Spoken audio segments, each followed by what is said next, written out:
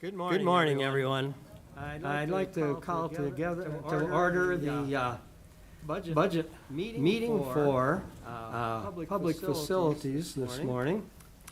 And usually the first thing we do is get an overview from Ms. Swan. Good morning. Really quickly, an overview, overall highlights of the 2024 budget. The tax levy equal to the allowable levy per New York State tax cap calculation.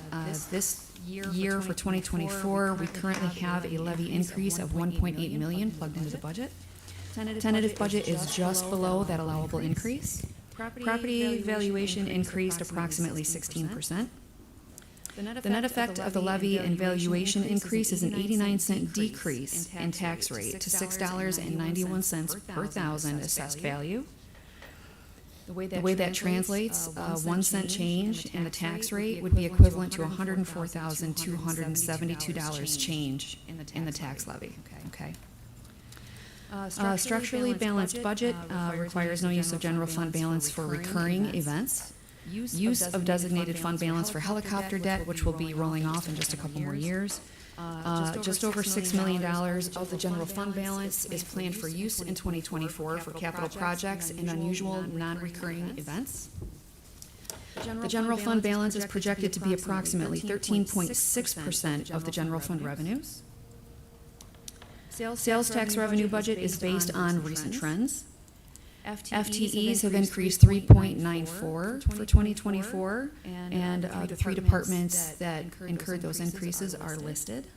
Base pay includes percentage increases for managers and all of the applicable increases from the recently negotiated collective bargaining units that all of you voted on recently.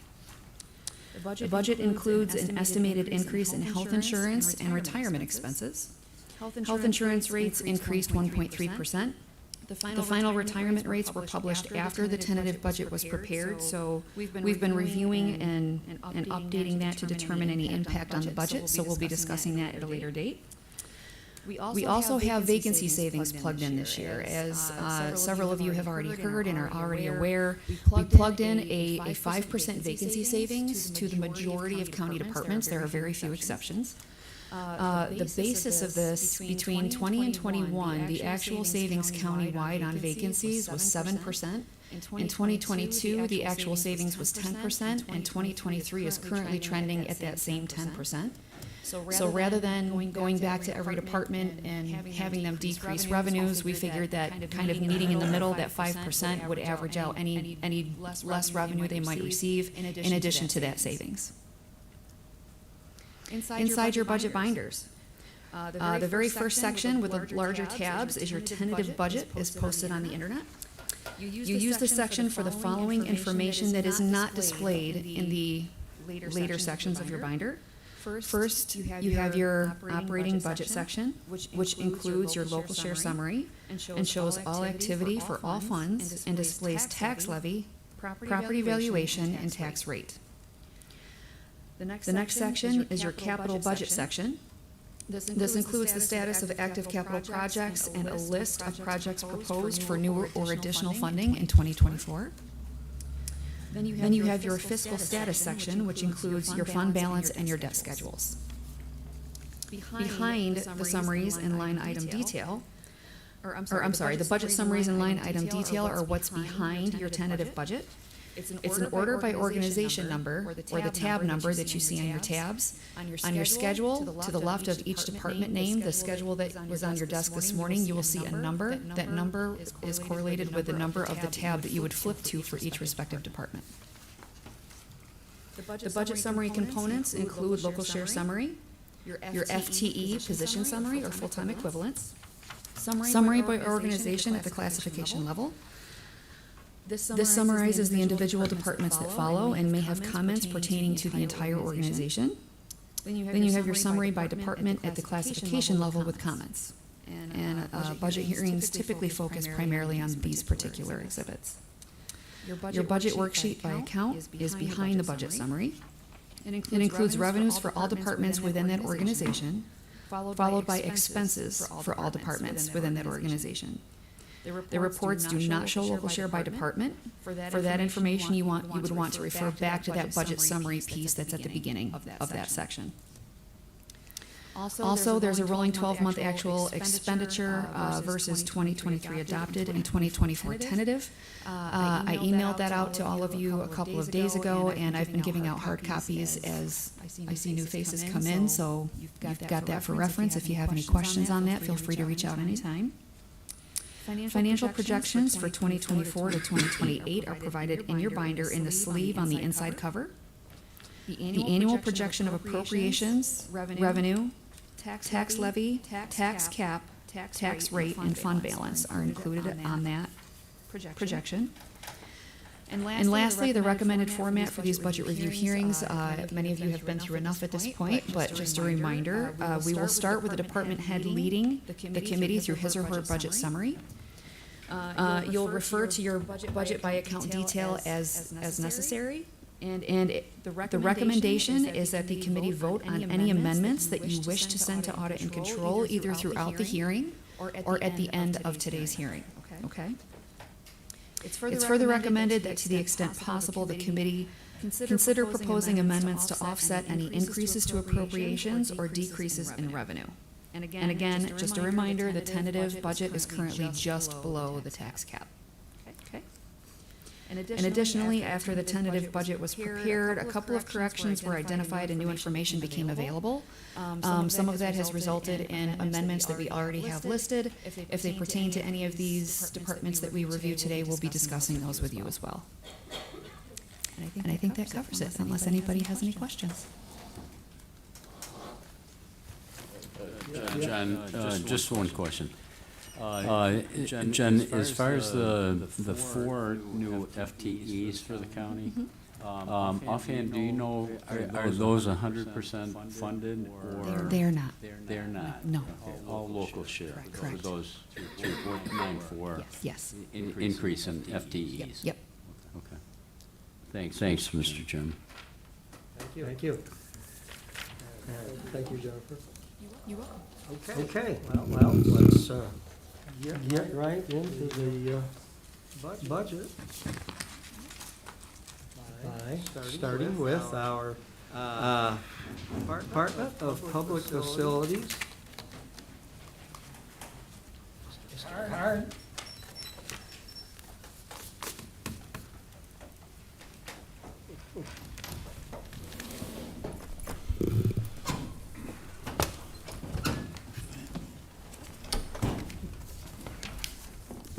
And for our audience today, please identify yourself. Tim Card, Director of Public Facilities. Sam Zaffoto, Fiscal Supervisor, Department of Finance. Josh Rothwell, Public Facilities, Buildings and Grounds. Thank you, gentlemen. Okay. When we start, let's see, we are actually, it looks like reducing our FTEs. Right?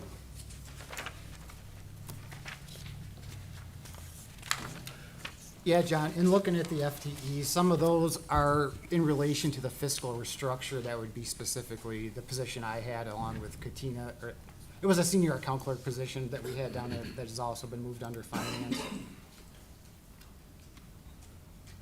So the FTE reduction, it shows a reduction here, but you'll see an increase, or saw an increase in finance. Okay.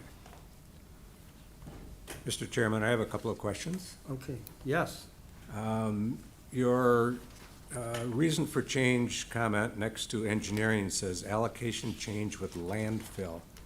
I believe that was with public health? Well, there was an allocation that was with public health. Now this position is being split with the landfill. So it's, the allocation is now going to the landfill instead of engineering. Okay, and in public, yesterday in Planning and Economic Development, they had a FTE change where they discontinued a shared position with engineering. Yeah, that would be the other half of this offset, was now going to the landfill at a 60-40 split instead of a 50-50. So 60% would have been here, 40% was going to the landfill. But the change is that FTE with planning yesterday. Okay, so those two changes with public health and with planning, or actually watershed, are combined into that one Yep. change with the To the landfill. landfill. Yep, that is correct. Okay, thank you.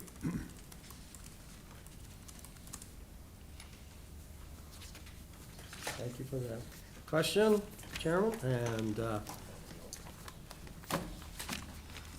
could we then step through the, I do have another question. Thank you, Mr. Scudder.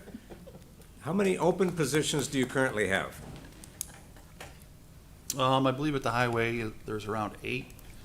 And our plan to refill that, which we have started a CDL class, which we right now have started, and we have 4 people enrolled to fill those vacancies. And we're always in the process of filling those remaining vacancies. Okay, so that's in the D fund. Yeah. Any other open positions currently? No. Okay. Thank you.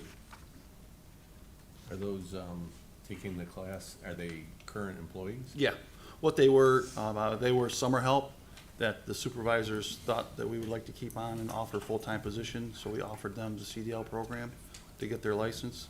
And then one person is also from the sewer department. We have one vacancy in buildings and grounds too right now due to some switching around. That paperwork's being processed Right. to be filled It's gonna be filled. currently, so. Yep, and there also is a vacancy at the airport. I'm in the office, and then I'm sure Michelle's also recruiting bus drivers at this time as well. Right. So how many open positions do you have? Well, there's 10 in whatever Michelle would have for carts, which are kind of substitute part-time positions, so they're not full-time equivalent FTEs. We have One. 75% position bus driver, and then we do have the operations assistant that we have to request to fill the one. So that's 1 3/4? Right. And Josh, you have 1? I have one currently, yes. Okay. Thank you. Mr. Chairman, just a quick question. Tim, you mentioned that the summer help individuals are being enrolled in a CDL course at this time in hopes that they'll remain on full-time, I would assume. Correct. The county pays for that CDL class? Yeah. And We have a instructor that works for the county who is also instructor at BOCES. And we are paying, I think you see in there, there's a stipend in there that we have in the budget for this year, that we are paying him to put the people through the class. And then they have to sign an agreement that if they leave early, that was my that question. has to be paid back. Thank you. It's $5,000 for the Class A and $3,000 for the Class B. And they would Yeah. sign that And agreement? they've signed that in order to enroll in the class. Appreciate it. Yep. And Tim, they have to work for the county for how long? 5 years. 5 years? Yeah. I don't know, anytime during that 5 years, you're gonna ask for that, the price of the class back? or- Yeah. Oh, really? It's a percentage. Oh. I have a question, Mr. Chairman, too. Yes, please. go ahead. Just a question on the employment. Out of all county departments, it seems to, percentage-wise, you have the least amount of vacancies in comparison to the total amount of employees. You obviously, you've had success in hiring, less turnover, how, different type of department, your retention is good, what's the strategy? We've been carrying at least 6 vacancies at the highway for almost 2 years at this point. We've been Yeah. unable to fill new positions, so it's kind of, we bring one in and then we lose one at the same time. For So, retirement or yeah, So something? basically, Yeah. the last almost 2 full years, there's been 6 to 10 vacancies on the highway consistently. Yeah.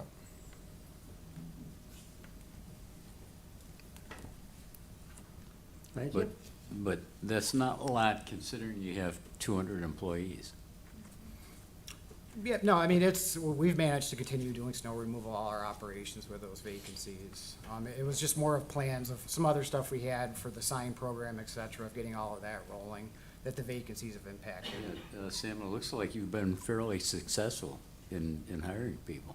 Yeah, just- and retaining them. Yeah, just, we've had the same number of vacancies basically for a year and a half, 6 to Gotcha. 8. Just in the highway department itself, and, Yeah. and the, in your experience, is it just why is it hard to fill those positions? The lack of, people that have their CDL, Yeah. because to hire them, you have to have a CDL through our program, so that's why we started this new program, is to try to develop that, but it's hard to find people that currently have a CDL and, on their applications. The CDL process is much more difficult than it Yeah. used to be, and I'm sure that's a hindrance. Now they have to go to a training class, and they have to, go through that whole program. Which takes a minimum of like 3 months or something, right? Right, and then they have to have the money too, Yep. between 3,000 and 5,000 to go through that course.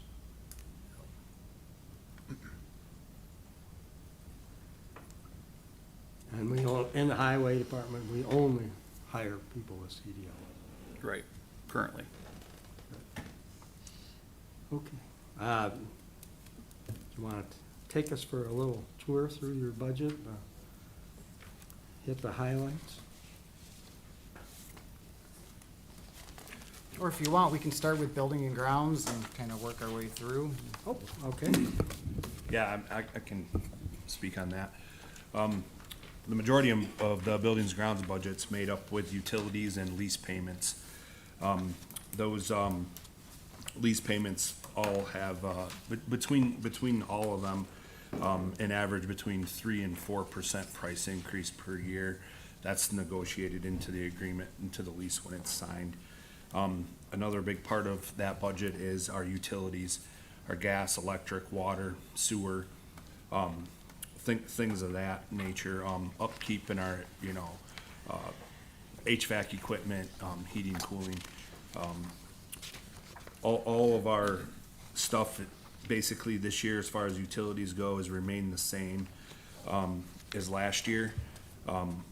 We have yet to see a full cycle swing through with, for example, our electric usage here in Mayville. We changed everything to the LED light, to the light packages here in Mayville between the jail and all of these facilities. And we're just about to turn on a full year to see the savings, which quarterly has been about, it's fluctuating still.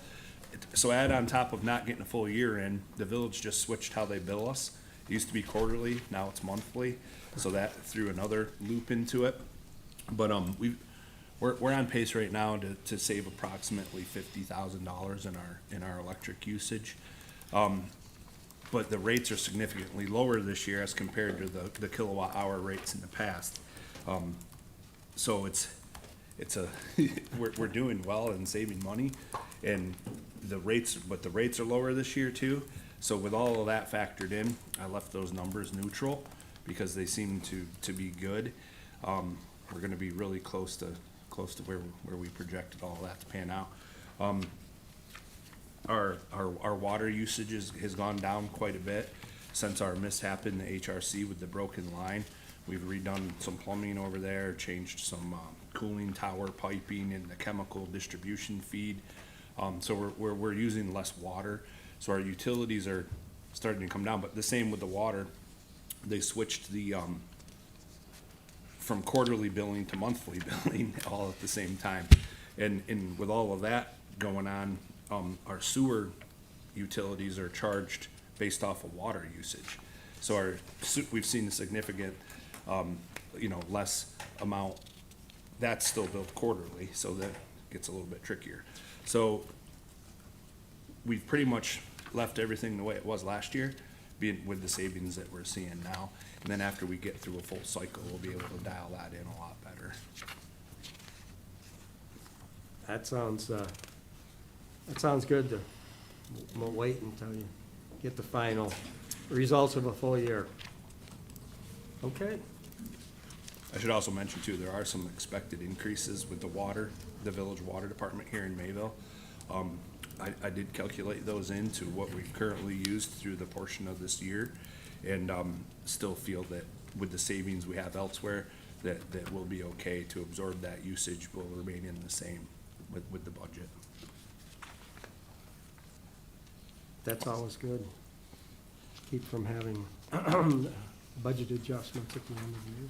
And then I can get into some lease stuff too, if you'd like. We're, moving out of the Graff building now. We're completely out, good. occupying Lucas. The rate there per square foot is significantly less money per month. So we're gonna have some cost savings there. And that's reflected in our budget as well. And when this budget was done, we get back to full-time and the FTEs, I didn't have an opening at the time when we did this. This all just happened like 2 weeks ago. We had a person change within our department, so that posting's gonna be hopefully going out next Wednesday, so. Like I stated earlier, the lease agreements are all going up anywhere from 3.5% to 4% a year. And, we feel that our budget's dialed in enough to absorb them costs without increasing that this year as well, too. That's real good. Do you anticipate any trouble getting to hire that person? No, I don't foresee anything being difficult. Just gotta get the paperwork into HR and get it posted and start the interviewing process. Great. Committee, any questions for the buildings and grounds?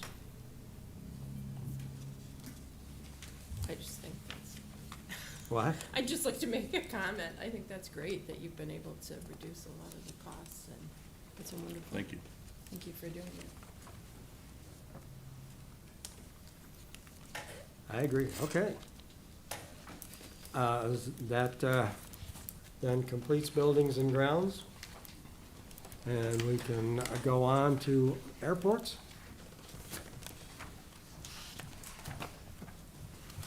Thanks, Josh. Good morning.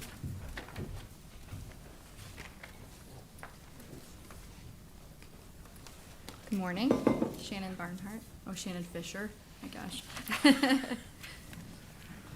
All right.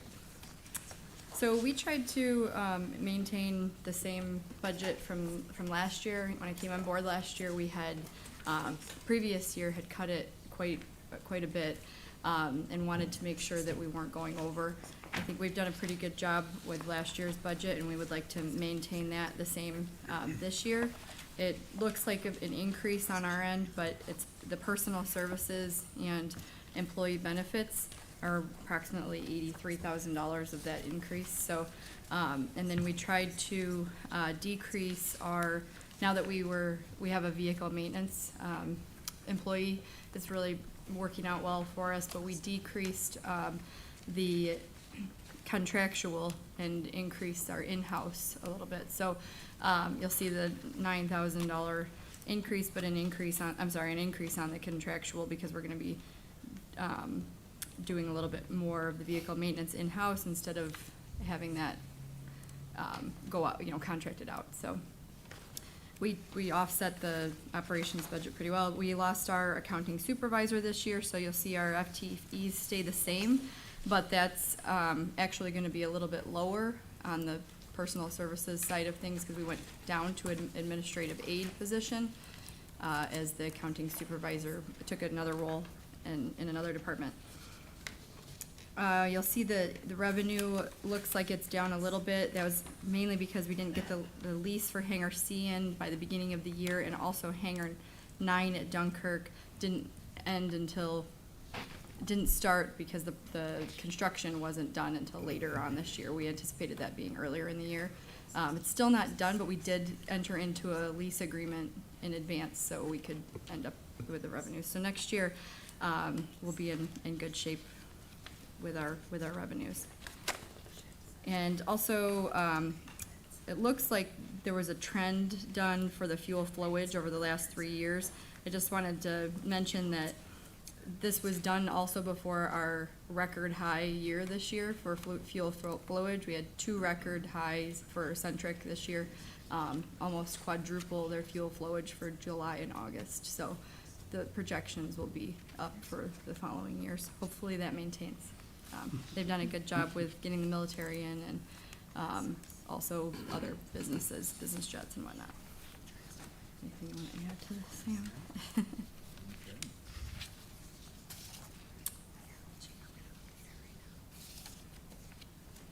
Well, sounds pretty good.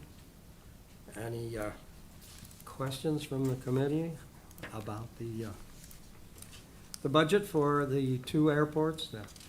You're covering both airports? Both of them, with- yeah, I mean, I can go through both if you want, but they're pretty much the same. We really tried to do the same thing at both and, you know, increase what we would need in-house without going, and then decrease what we were spending on, the contractual amounts and then not increase our operating budget. We tried to maintain that. The utilities have been, like Josh was mentioning, they've gone down in some, gone up in others. We've added new hangars, but then we also have covered that for a little bit until they went into the lease. And then then Centric will cover the utilities, you know, from then on out. So they'll average out and be about the same. That sounds good.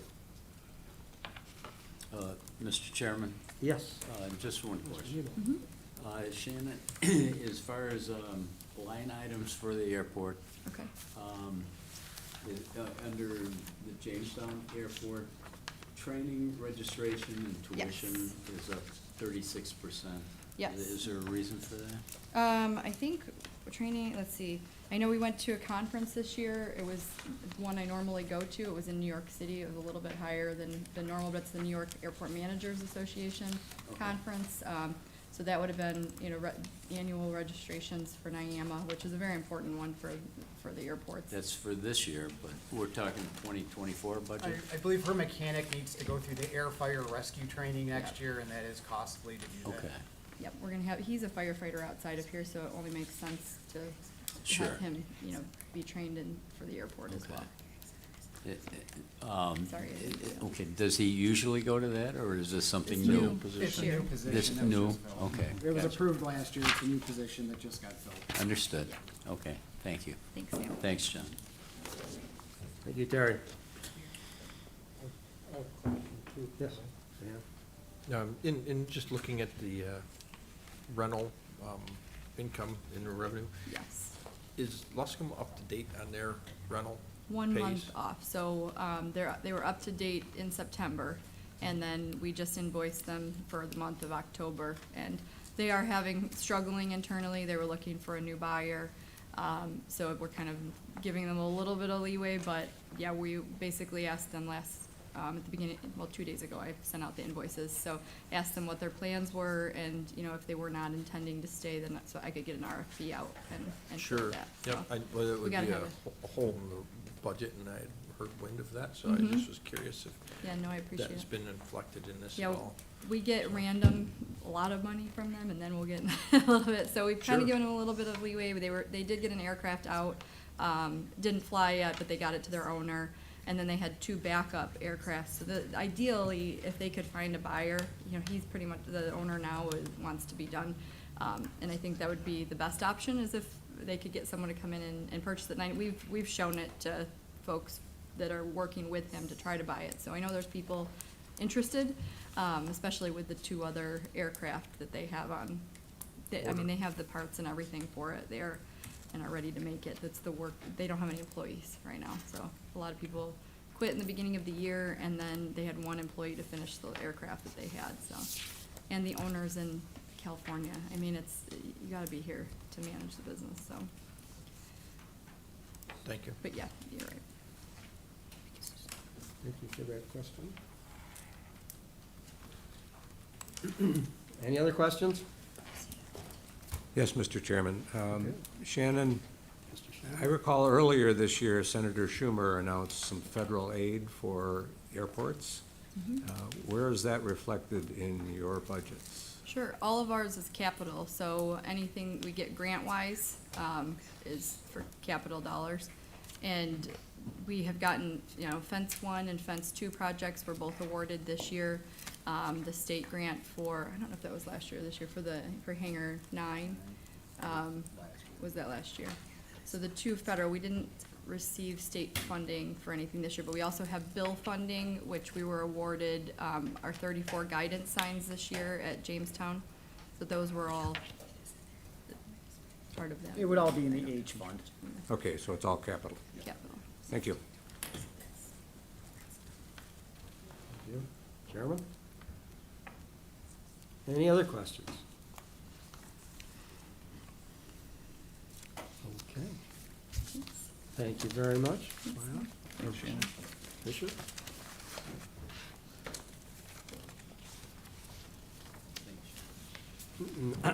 Next up is carts.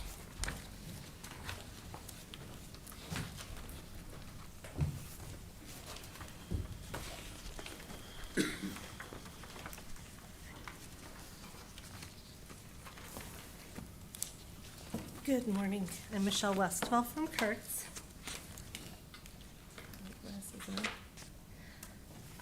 This year's budget, we've been able to increase revenue with increased ridership due to, some of it's due to Medicaid, some of it's due to the long-term managed care, some of it's private pay riders. So we've been able to increase our revenue. I was able to decrease some in the contractual, the .4s. Our only increase, again, is personnel and benefits for carts. I was very cautious in my increase in the revenue, not knowing, you never know. So I was very cautious when we increased the revenue for this, for 2024.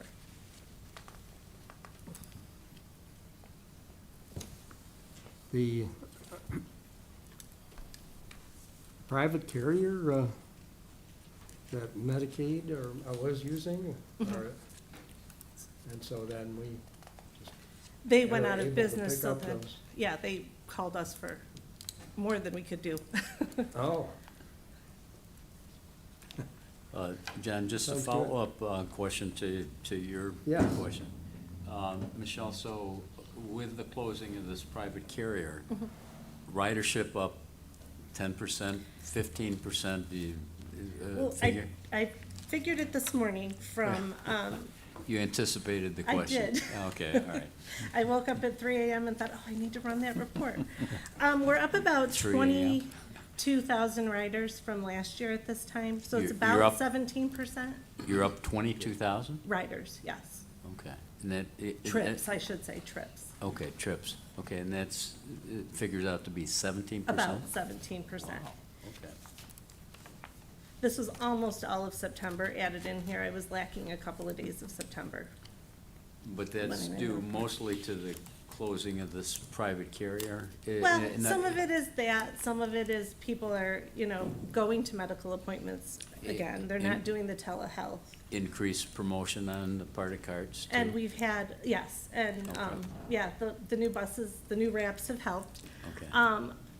DSS has also had an increase in the riders that they're sending us. So that's been helpful. Okay. Thanks, John. thank you, Terry. So ridership is up 17%, About, yes. and your revenue is up 8%. Well, when I did this, ridership wasn't up. I started this in June. We only had 3 months in of the carrier being closed because they closed the end of February. So like I said, I was very cautious in what I did. Because I didn't want to have to come in December next year and say, I was over, Optimistic. yes. John, is the chairman suggesting that perhaps the revenue could be increased? Perhaps? Perhaps. Okay. Is, at the, okay, so the rider, or the other carrier, closed.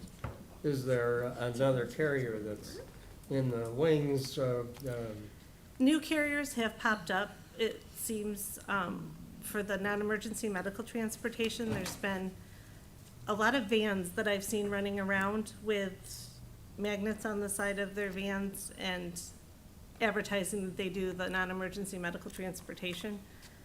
I haven't seen any wheelchair vans, which is helpful to us because we can do the wheelchairs as well. So I don't know. I can't answer that. okay, that's. There's A always that reason. possibility. That's a reason for not jumping into adding a lot of projected revenue. Yeah, you never know what's gonna happen or who's gonna reopen. Okay. Any other questions from the committee or? Sure. Yes. Would the state's energy push to have electric buses and things of that nature, are you aware of anything that would be in the works for carts? Not at this time. The problem with the electric buses is the amount of miles that we do.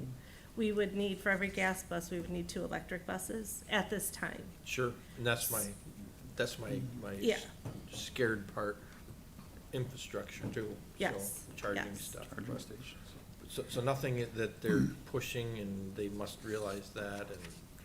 Correct, Hopefully. and to my knowledge, it's just been very recent that the buses, the type of buses that we have become available at all in electric.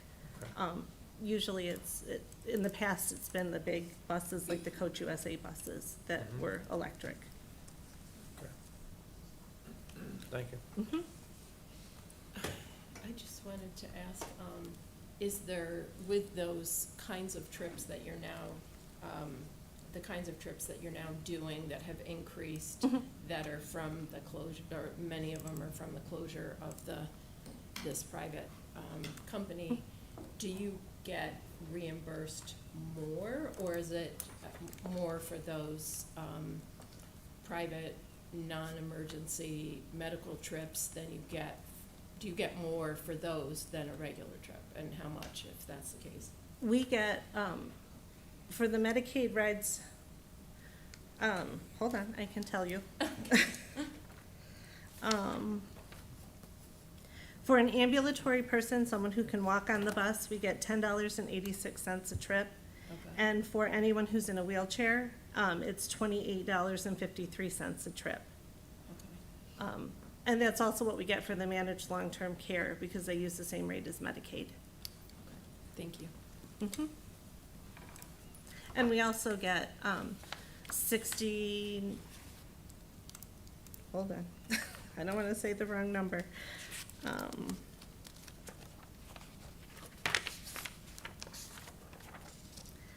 68 cents per passenger from the state and $1.15 per revenue mile from the state for all of our trips. Okay.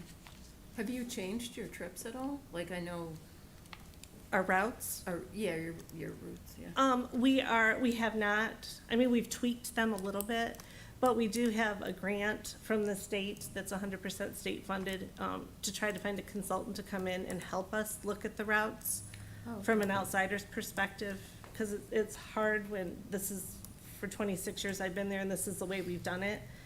We just need a new perspective, I think, to see. Yeah, What that they sounds think. great. One question. Yes, go ahead. We can get into the fuel discussion, I suppose what is the fuel projections for carts usage, and is that, what guesstimate did you use for that? Past history is what I've used, because pretty much we stay about the same gallons. Even And with the more ridership? yes, a lot of it is, The we routes can group same. them together, so instead of just having one person going from a nursing home to the hospital, now we were able to pick up 3 people going from the nursing home to the hospital, instead of having 3 different carriers at that nursing home to Okay. go to the hospital.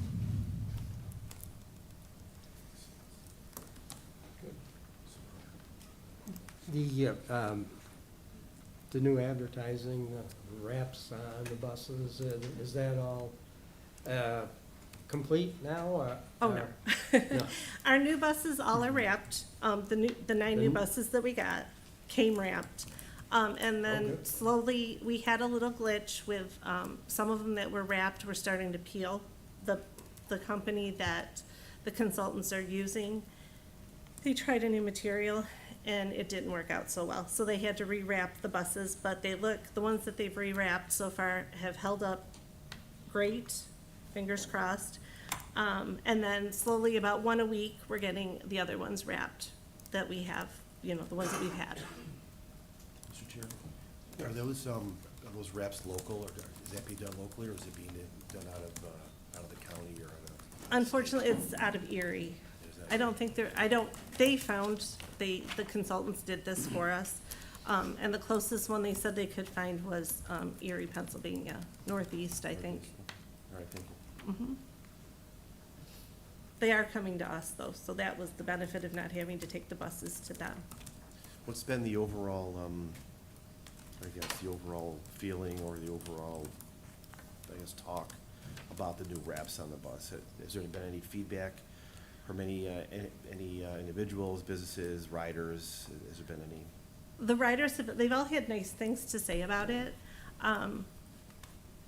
I think that we'll get more feedback when they're all wrapped, because right now we have some running around wrapped that look really nice, and then some of them running around with the old.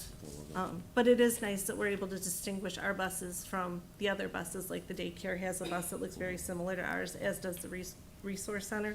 So it's nice that they know it's their bus that's coming and not, another bus that's just driving by them. All right, thank you.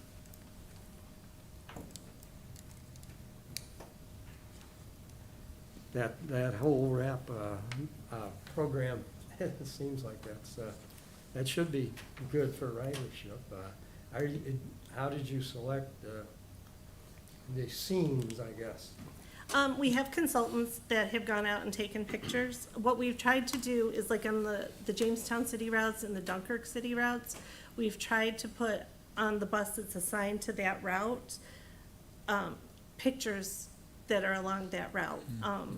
For the rural routes, we've tried to select, like our Route 7 bus has the Chautauqua Bell on it, and it has another water picture, I can't remember what's on the other side of it, but they go to Mayville, so, we have the Chautauqua Lake on the side of that one. So we've tried to incorporate where they're going, so that they know that it's their bus. That's good. Seems like, anyways. Okay, any other questions? Okay, Thank you. seeing none, They didn't thank have you so for many your on the list this presentation. year. So it's just a pass through, I don't. Unless they wanted to discuss CART SUNY, which is the Yeah. pass-through. Sure, That's next. Yeah. yes. Again, that's just a pass-through. They send us their information, I send it to the state pays us, and then we pay them. It doesn't cost the county anything. That's a particular bus that does that, or it's just work it in with They your contract, routes? SUNY does, SUNY Fredonia has a contract, I think right now it's with Cedar Bus, and they do the student transportation. CARTS doesn't do it, we just have to do the pass-through for them because we're the county transportation. Thank you. All right, thank you.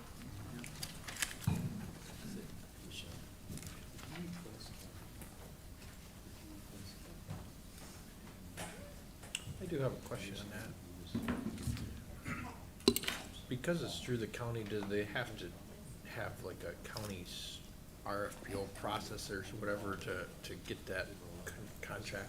I'm just curious, because we're paying for it. Does it have to be bid a few different ways? Michelle? Oh, I'm sorry. We got one more. I thought of a question after you left, I'm sorry. That's okay.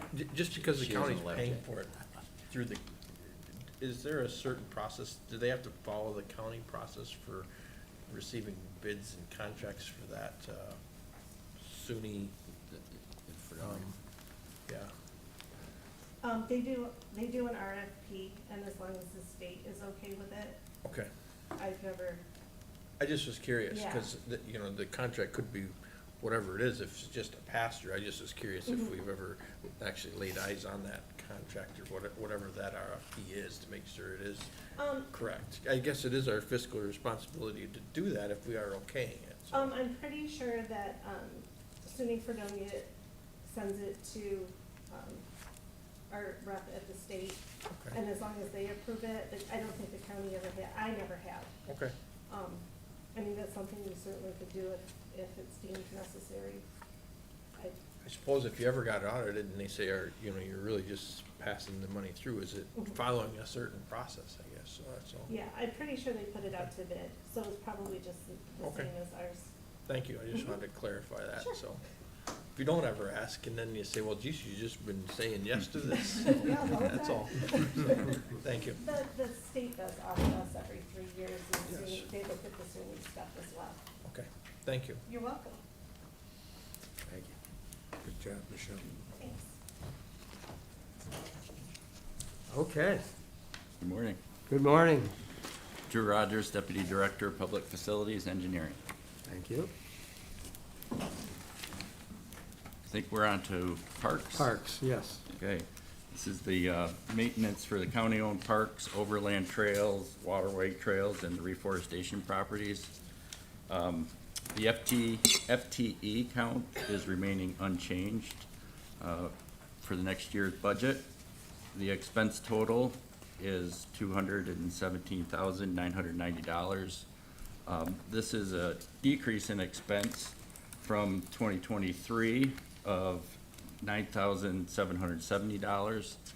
And this decrease is due to an employee benefit election change, as well as a decrease in proposed equipment purchase.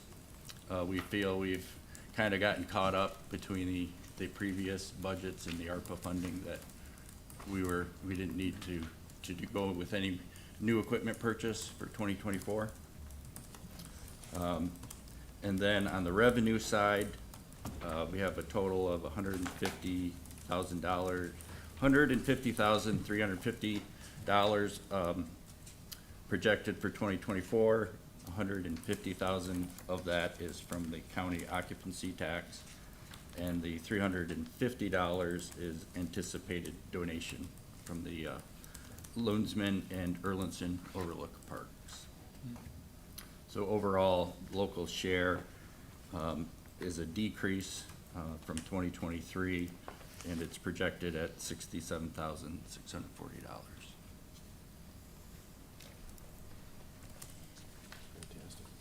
Drew, that's Lunsman. Good. Yeah, you corrected me on that before. Okay, he used to be the planning director for the county for many years.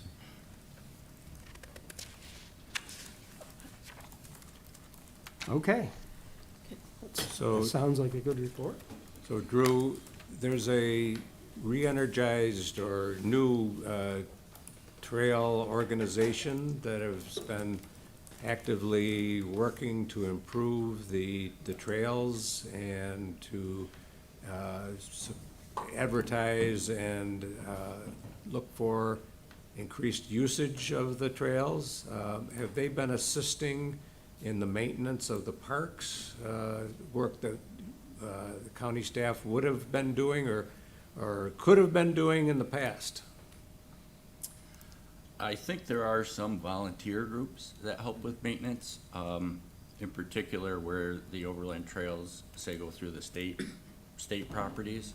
That's primarily where we've seen the volunteer groups. Okay, Just from that aspect, we've seen it. The other improvements, they're within the existing trail. They might just, improve it or make it loop through. If it's where these volunteer groups are able to volunteer, then we've seen that. Not, I wouldn't say overall. on the Right, trails. right. but you would consider that a benefit to the county parks, this additional work that these groups have been doing? Yes, they've been doing a nice job with the trails. Yes. And haven't been causing any difficulties for the county staff or? Not that I'm aware of. Great, that's terrific, Yeah, they're helping to make the trails more sustainable, so, yes. that improves the long-term durability of the trails, so that only helps too. Yep, good. And a lot of that money is through grants that they've used to make those trail improvements. Yes. Didn't enter into our budget at all. Right. Yeah. just, Yes. plus some ARPA money, which was great. And Yes. and the hiring of Jacob Bodway to really be, and he's under planning, right? That's correct. Yeah, okay. It's been a lot of work, I think, done. Mhm. Which is good. One question too. Yes. The cemetery, are the parks people mowing the cemetery? Is that part of this portion? Are we missing any in the rest of the county that you know of? I mean, has anyone ever thought about that and looked around? I mean, that one we had been missing. Luckily, it was brought to our attention and we rectified it. Are we missing any others that we know of? Not that I'm aware of, but yes, we did increase last year Mhm. to include additional time for that mowing. And that's been going okay? Mhm. Hasn't been too overburdensome for those guys and No, gals, whatever? no. Good. Drew, I don't believe the county is responsible for any cemeteries. That one that Dan is referring to happened to be a cemetery that existed on county property at the county home previously. But my understanding of state law is that when a cemetery association goes defunct, it becomes the responsibility of the town in which the cemetery is located. It doesn't go to the county. Yeah, and I understand that, and like that one just fell through the cracks in all this time, and I guess we're doing the right thing there. Absolutely. It came to our attention, thanks to the county historian. And it was an oversight over decades, certainly, and certainly commendation to the Department of Public Facilities in jumping in and taking care of that site.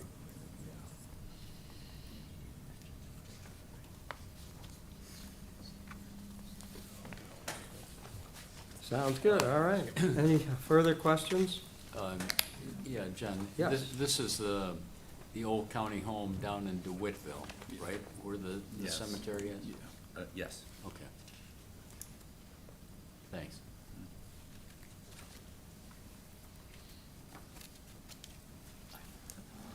I think next we have the forestry, and this is the budgeting for the reforestation properties.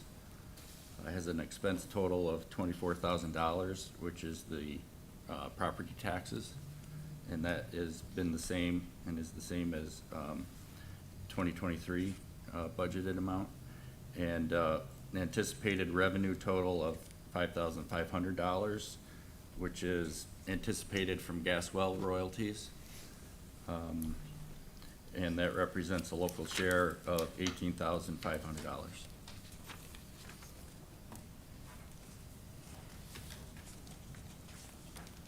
The gas well, we have a man working on that right now, right? Did we hire a Yeah, do you remember? contractor or? I think so. Yeah, we do have an agreement with a gentleman named Sam Kohler. To date, this was the previous director's agreement. He's remitted about $700 in gas well royalty payments over the last 2 years based on the production of that well. So it is not anything that we forecasted an increase based on that production at this time. Okay, that's an older well, right, or? Mhm. Yep. Okay, Mr. Chairman, I know I say this every year, but I still can't understand why we pay property tax on these properties. And probably nobody currently in the room can answer the question. Because we get a bill for it. Because we get a bill. That's a good question. Yeah, is that what it is? The county owned, right? I'll provide the answer at the break. Thank you. Well, let's break right now. I have one question. Sure. So this department, we're currently doing the forest, or the timber cutting, and all that revenue is going to be experienced in the current budget season, correct? If we were doing any timber harvest, all of that through resolution goes to the HF fund for the parks capital improvements. So any timber harvest, we wouldn't see it in the operating budget itself. Okay, I know we just passed the resolution last month regarding that, and, I just was curious where we would see that and if it would reflect in this department at all or not, so, okay, thank you. That's a real good program too, that we set that money aside for parks improvements. Okay. Unless there's any further questions? I think that's, we'll then, should we charge ahead here, or shall we take a break at this time?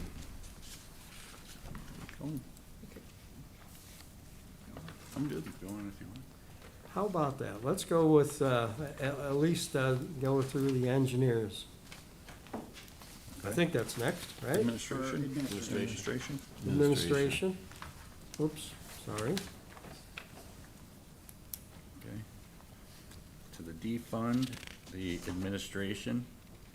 This is the account for the DPF administrative staff, and, which includes the director, we have our DPF safety coordinator, and any financial staff that's not part of the consolidation with finance. So there is actually a reduction of FTEs, and again, that's attributable to the finance restructure. Also included in this account would be any associated department expenses, office supplies, and things like that. The expense total is just under $455,000, a decrease of $120,773 from 2023, again, largely due to that financial restructure.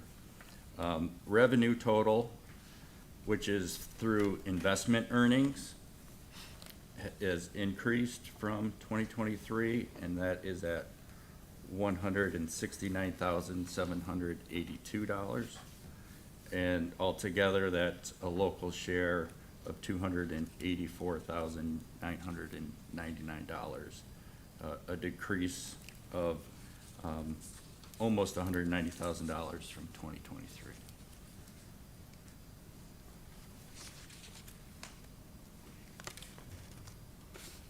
Any questions on this one from the committee? Or Audit and Control Committee? Pretty straightforward. I probably asked this before. The interest, the earnings, the money is in a fund that's designated for administration. Where's the interest?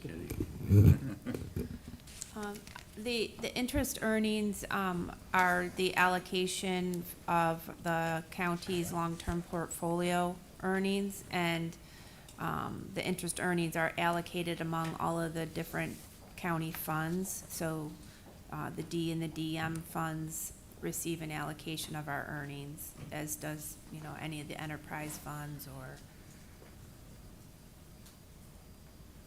Thank you. Any other questions on the administration?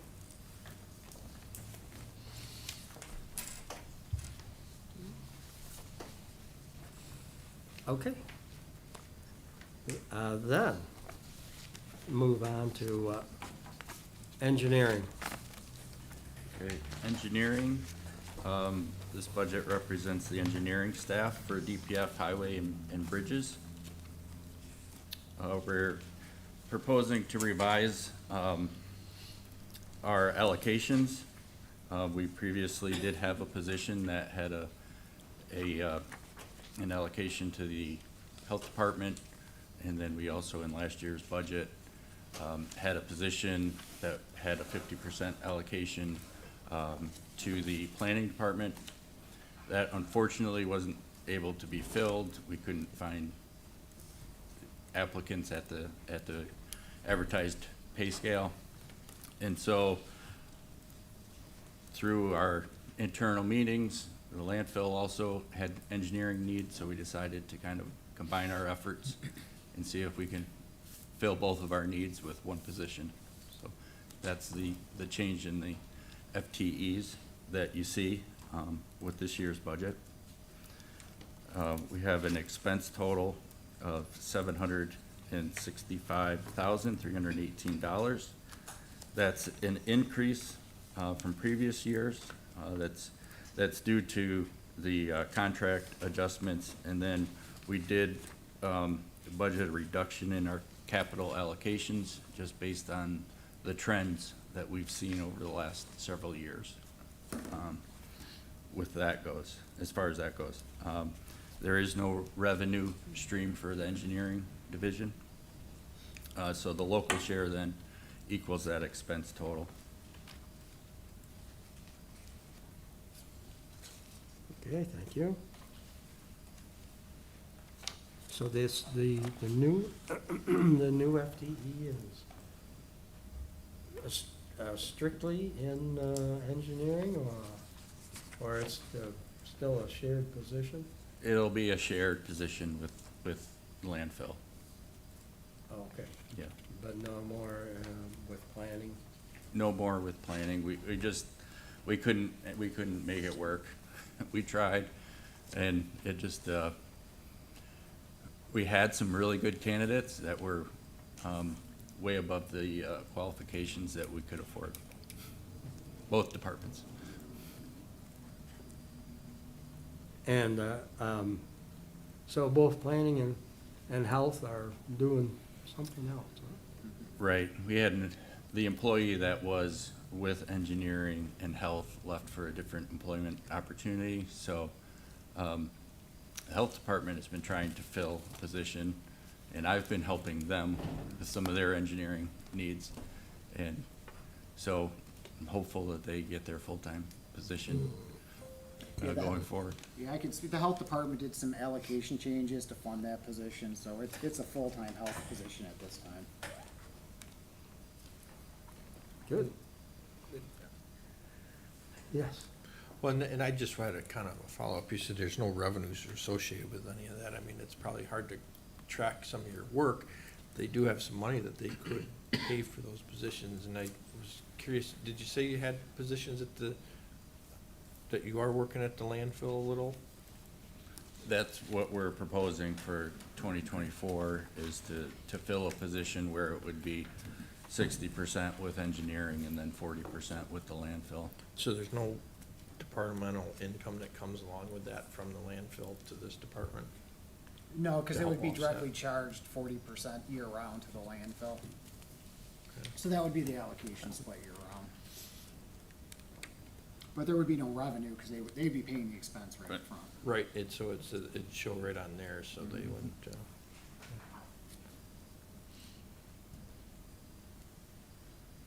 No, John? Yes. Guys, your overtime pay for engineering has increased by 20%. Reason for that? That's, in our book, it's on page 8 of 11. Yeah, I'm just thinking 20% is a significant increase in overtime. Yes, some of that is due to a lot of, it's the right-of-way. When we're trying to acquire right-of-way for bridge or highway projects, a lot of times our person in charge of that has to meet off hours. Okay, because the people are home after 4 or 5 o'clock Right, or whatever? yeah. They're home after we're done. Or weekends? Yeah. Okay. So that accounts for most of that? Yeah. All right. Just wondered. Thanks. Any other questions?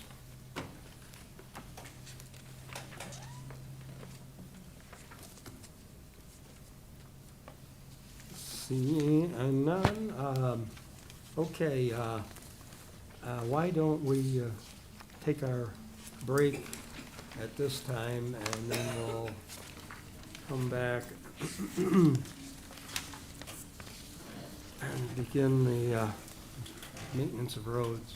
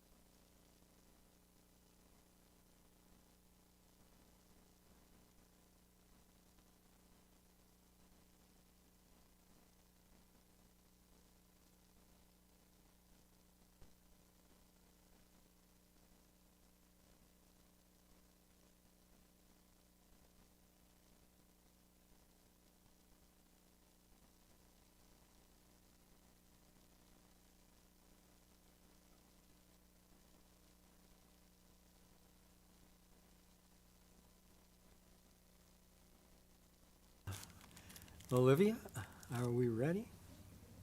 Okay.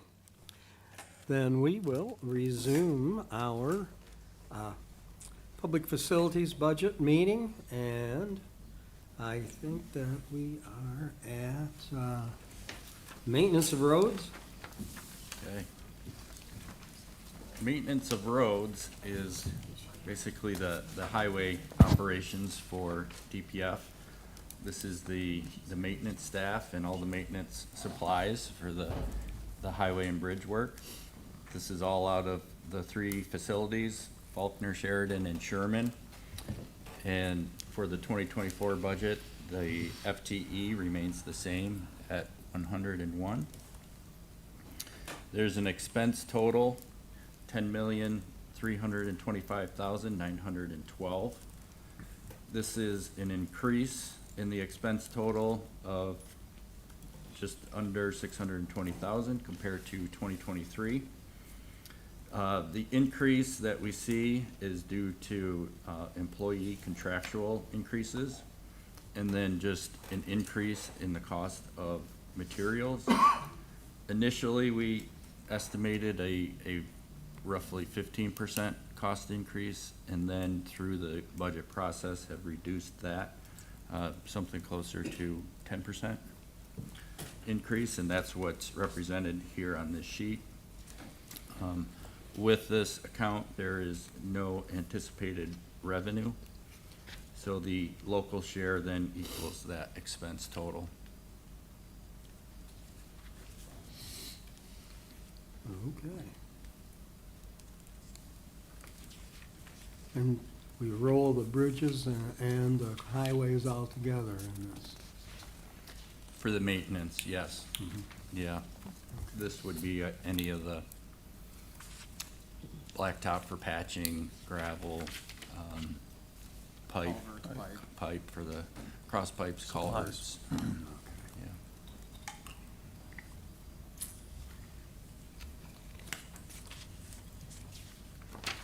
Yeah.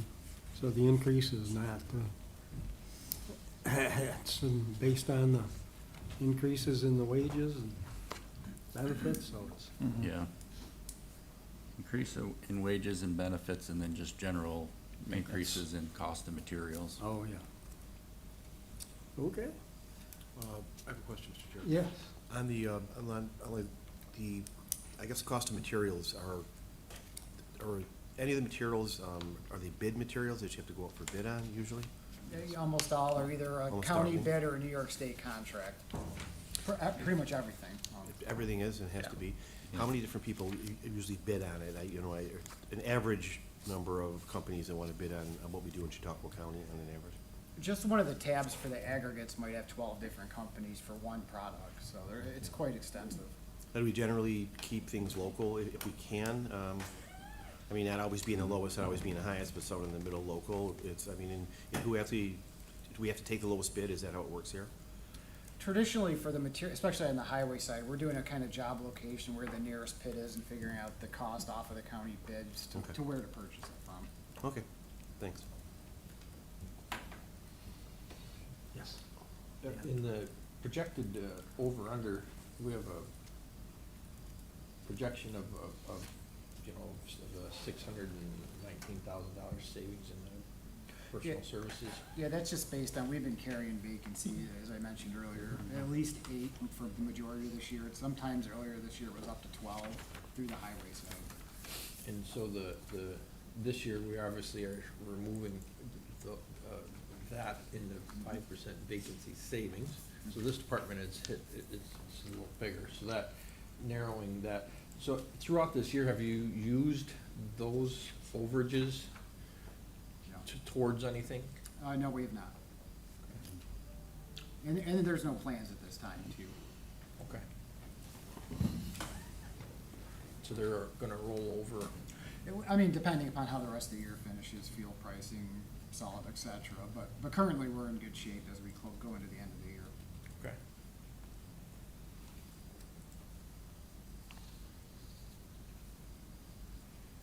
Thank you for that question and answer. Any other questions from the committee?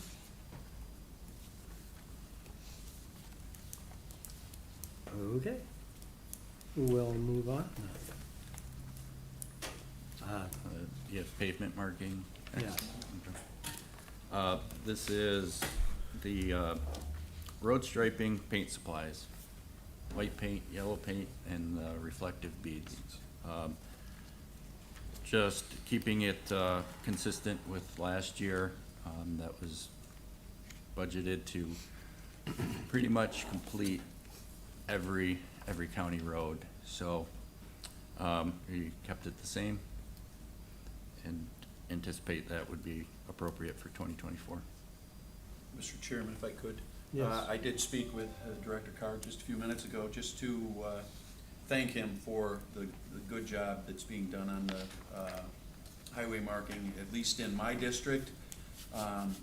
Some of the roads get pretty foggy, and I've had a number of people who've mentioned when they're not marked well, that it's a problem. So thank you for the good job you're doing there.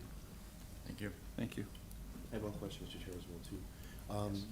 With last year's funding, was all the material used? I know, past years, there would always be, you spend so much money for road marking and beads, and then it wouldn't get used. You use like 2/3 of it, or 3/4 of projects were done. Were all the projects completed this year for the funding that was provided last year? All of the roads have been completed. All of it? Yep. For the pavement marking, we have spent everything but $2,000 out of last year's allotment. Why didn't you spend the $2,000? I'm just messing. Honestly, we'll get to it. Yeah. We have some, We got paint. some handwork coming too. So All right, thank you. it's coming. All the main line striping has been done. I All should right. rephrase that. There is still The roads some- do look well, actually. It's Yeah. it's impressive, so. That 2,000 is for cleaners, and that's for getting it off. Everybody's complaining that runs over the line accident. Yeah. We probably had about between 6 and 8 people this year. Really? That was reported. That just leads me to believe, when you guys paint the roads and someone drives over that immediately and leaves all those tire marks, Hard not. I guess how pissed do you guys get when that happens? Because I get mad, and I'm not even doing it. Well, not as mad as Tom, the I crew got a does. letter from those guys for doing that. It was a reprimand. All right, I was just wondering that. That's Terry where he bought the yellow tires. Couldn't tell me. That stuff doesn't come off a car. I worked at a dealership. And we're anticipating that the prices are gonna be the same, so we're gonna be able to do about the same job. Yeah, we won't know. The price for paint fluctuates yearly, so in July, there'll be a new price, but we'll be purchasing the paint the end of this year and the beginning of next year under the current pricing contract. Does that material only last a year? It has to Well, be it's done just the every price. single year, is what I'm saying? That's the price point through OGS for paint every July. It's Okay, let's say you buy the paint and don't use it. Is there a like a lifespan or a expiration on the paint? Should, That's a I mean, good it probably question. is, so. I'm sure there is, but it doesn't sit for that long. Not in the time that they're gonna use it. Yeah. Well, and I suppose if it just carries through the winter, as long as it doesn't freeze, you just Yeah. have to store it at an open paint will last 5 years. The hardware man will tell. Another thing too, that I've been hearing, that it may be coming, is possibly having to stripe lines more often because of these new automobiles now and how they can drive themselves, they go by the lines, Yeah. and They that's, do. that's being brought up, so just food for thought, you know?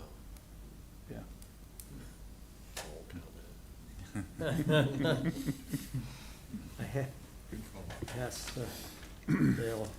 they will assist you steering if you get too Yep. close to that white Yep. line. Yeah. Okay, any further questions on the payment mark? Okay, then, my next tab here is capital improvements. Okay.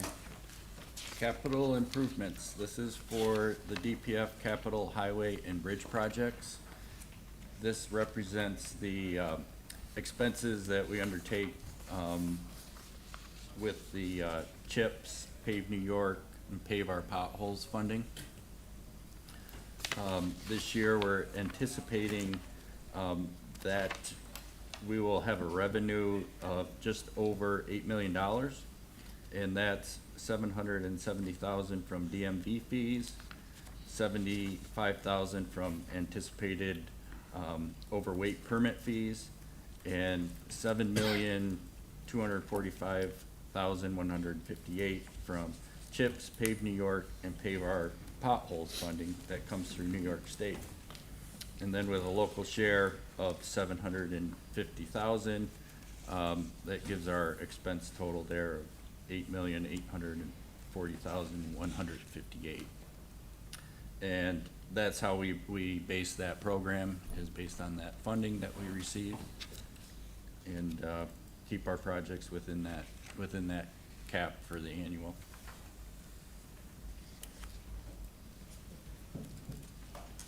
Okay.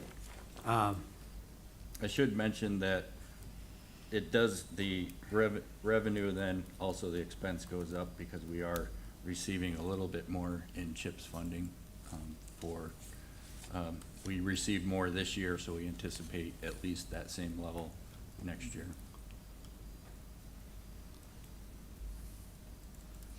That's all good. It's expensive to keep those roads in good shape for the traveling public, and it's very important. Yep. So, any questions on this one? This, how many bridges are anticipated this coming year, or don't you have that down? I've got some rough numbers. I believe we are looking at 2 to 3 bridge rehabs. Or replacement. Those are likely replacements, and then roughly 7 to 8 culvert rehabs. Okay. Are we still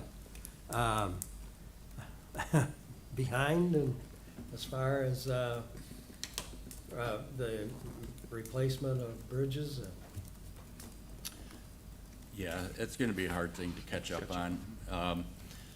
Bridges, I would say we're in better shape. It's culverts, I think, that are gonna start needing a lot more attention. We've got some old infrastructure out there, and we're at that point where rehabbing is probably not gonna be much of an option anymore. It's gonna be a replacement.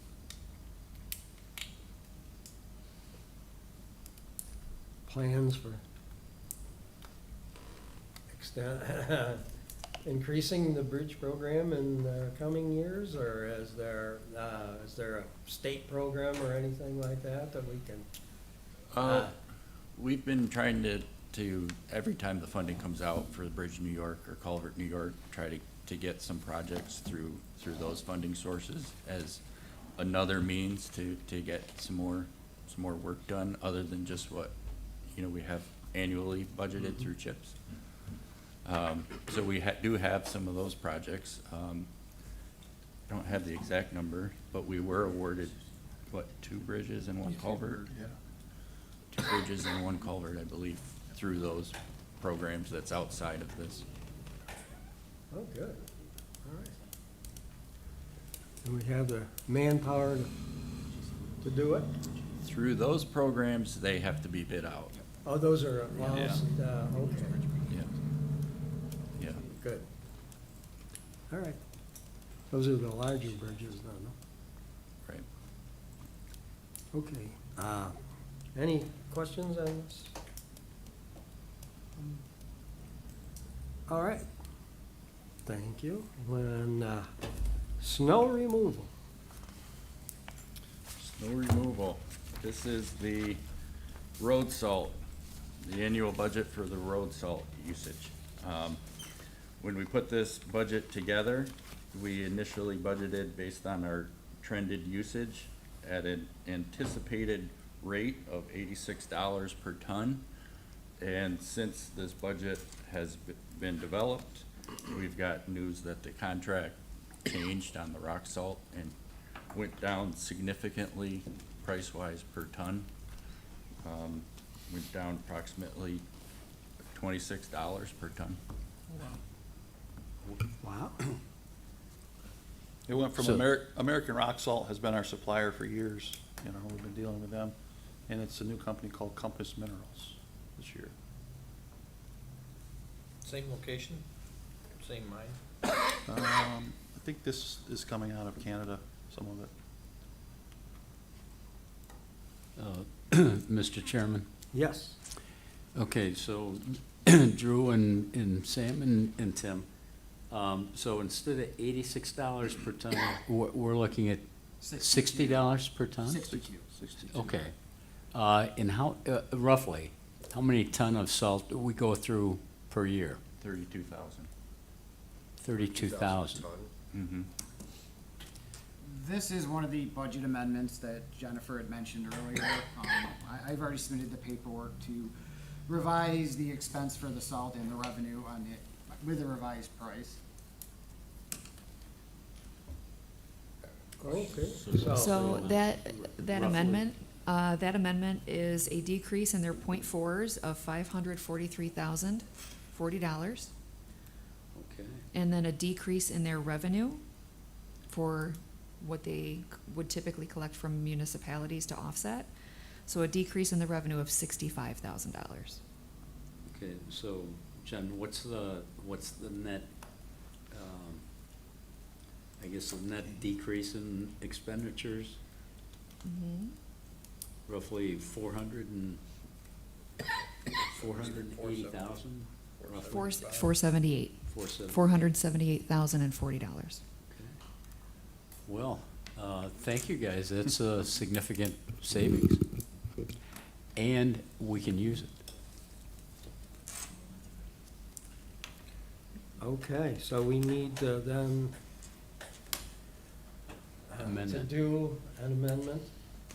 And so what does the amendment need to say? Just the 478,000? Well, to be completely honest with you, there are a few amendments. So if you'd like to wait until at least after, Oh, this particular group is finished, we can run down the other amendment with you. Only if it's a savings. It is, actually. Okay, then we'll do it. It is. That's all you're accepting. Small one, but it's still a savings. Take it. all right, okay, Mr. Chairman, yes. I know these gentlemen in the front wouldn't feel that their day was complete. All Bring right. up my annual concerns about road salt. And I'm not gonna have a lot more opportunities to do it, so this year I'll put it out there again, as I have in the past. No, I've gotta take some time to do this. Lay it on thick.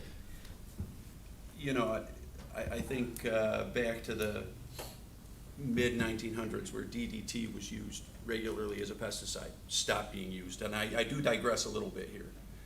Asbestos was used regularly, stopped being used. Aside from the economic issues that we have, yeah, look it up. Economic issues that we have going on where sand is cheaper than salt. Fact. I do have my concerns about the environmental issues of the quantity of salt that is used in Chautauqua County as well as in New York State. I know that the state has a bare roads policy. I get that. And I can't do anything about that. But in the county, I do like to say every year that I believe we could use a sand salt mix. It's used in all three towns that I represent and in other towns in the county as well. I know there are changes to equipment that need to be accommodated to do that. I understand that, but when we're looking at budgets that, we have hard numbers to look at every year, this is one area where I do believe changes could be made or considered. And I hope that when I'm not here in the future, that someone else will take up the mantle and ask that you consider those changes. Well, I think, again, I'm gonna say the same as last year, obviously equipment would need to be changed, training of employees would need to be changed. You have the cost of cleanup in the spring with sand, you have sand in your catch basins. There's just a lot of things. Overtime, you're gonna have more overtime, believe it or not. And I proved that to myself when I was with the town, because I used to mix my sand salt at about 4 or 5 to 1. And I would find myself having to send my men back out because it just wasn't, we weren't getting the performance that we would get with a straight salt. So there's a lot of things that go into that whole situation. Right, and again, I mean, I Yeah. recognize the performance aspect, it's not gonna clean the roads as quickly. And as I've said in the past, I mean, I live 2 miles from the PA line, they look at things very differently. So, it can be done differently than it is being done. Right. So, thank you for And I considering guess, that. John, it does come back to, you know, what level of service do you wanna provide for your people, and safety, Mhm. you know, so. Thank you, Mr. Chairman. Thank you, John. John? Yes, Terry. Yeah, Tim, I think you've mentioned that in the past, that it is a safety issue. And safety issues translates into liability for the county. So that's why you use the salt as opposed to the sand, correct? Correct. Okay. Yes. Yeah. I agree with John, sorry. But, question, have we, where does our, this year's expenditures, have we exhausted our salt budget? How much do we have left, and do we intend to use what is left? So we're gonna exhaust all that we can of this year's budget, correct? That would be correct. Okay. As of today, because we did purchase some salt in August, which is traditionally a little unusual, but that was from last year's contract that ended August 31st. Okay. We have spent $1,871,000 to date, so we spent about 75%. So going in to fill the barns, which part of that August stuff would have been filling, we've got 619,000 left through the end of this year. Okay. I just At the don't, better price, right? That is correct. at the better price, so you'll be able to get some more than what you originally had anticipated. Correct. So you're still comfortable with just that adjustment based on, I'm on a little bit of a fishing expedition, so, you're okay, you're gonna get more than you anticipated from last year, and so how are the reserves going in? Are you still okay with just minusing the tonnage cost off? How about quantity? Quantity is a tough one. I was Understood. looking for my numbers, but they fluctuate so much. 32 is what we kind of found is like your average. Yep. So its comfort level is difficult because the winter is unpredictable as that usage then fluctuates with that. Definitely comfortable based off of that tonnage with the reduced rate. And I know what you're saying, are we gonna have more salt going into next year? I don't know, because I don't know what, you know. Understood, you're gonna buy a third more than you thought, really, in a sense, now with what you have left. 'cause Aren't it's we less. required to Yes. purchase what we contracted to purchase? Yeah, there is a contract that we have to buy a certain amount, Right. and then you can buy 80% above it. But we can buy above Yeah. it. Yes. Do we, And honestly, I don't know what those numbers are. I need to get those numbers from Ken France, because he'll have those, our contract numbers, what our so now total. that our prices are down, it isn't worth buying that extra 8% at the higher rate, right? Right. Well, I believe that was done before we got the new price. Yeah. Oh, okay. Yeah, it was already I think it's ended September. by I'm looking, August. not looking to be critical. Yeah, I'm no, just that looking- contract, I think, looking to ended in figure it out. September. Yeah, it ended up, September 1st would have been the new contract. Right. 3 weeks before, we had kind But of when placed we the go into order. agreement with a tonnage, we have to, or. We are have to buy a expected certain buy amount. that ton. Okay. Yeah. I think if you say you want 100 ton, you have to buy 70, at least 70 ton. And then you can go above 80% of 100. So you're still just comfortable, even though you're gonna be buying more at the end of the season, filling up with what you have? Yeah. But it would have been nice to know that we were gonna save. Well, usually it's the other way Oh, around, right. so you're, Understood. you're trying to get it at the lower, Well, the well, lower last year we price. adjusted this down some, I recall from what it was, Yeah. 'cause- but, you know, you've come in and you're okay, you know, so I mean, that drop that we did last Yeah, year we had, proved to be we had a okay. mild, the first part of Yes. this year was mild as far as the winter and salt usage goes. Yeah. So it, you know, it depends on what November, December bring for us. Wouldn't it be easier to budget if it absolutely didn't snow till January first? Yeah. It would be. Can you guarantee that, though? But it's an interesting season because it's the beginning of Yeah. and the end of. Right. And Budgets. We just who knows? Yeah. have to use a little more sand if it happens. Right. Well, That's what he's saying. You and John. we have smaller beaches. Huh? Hey, those culverts wouldn't rust out, those old steel ones wouldn't be rusting out as fast. And Right. actually, the sand would help fill them in, so. I like bare roads. I mean, you know, Bridges. add a little gypsum in the mix and then, it'll be repairing, you won't even have to do those repairs. Okay. Okay, so there's salt speculation. Does that cover snow removal for everybody? For the most part. All right. Moving along, well, the next tab I have is transfer of other funds. Where's Jay? This, I believe, is the finance transfer, moving funds from the A fund to the D fund. Not many questions on that one. Okay, your road machinery. Road machinery, this is the expenses for the three shops. It's the fuel expenses and the equipment and vehicle repairs, as well as the stockroom expenses. This includes the mechanics, the stockroom personnel, welders, and the DPF fleet manager. The expense total, $4,752,474. Decrease in expense total of $429,869 compared to 2023.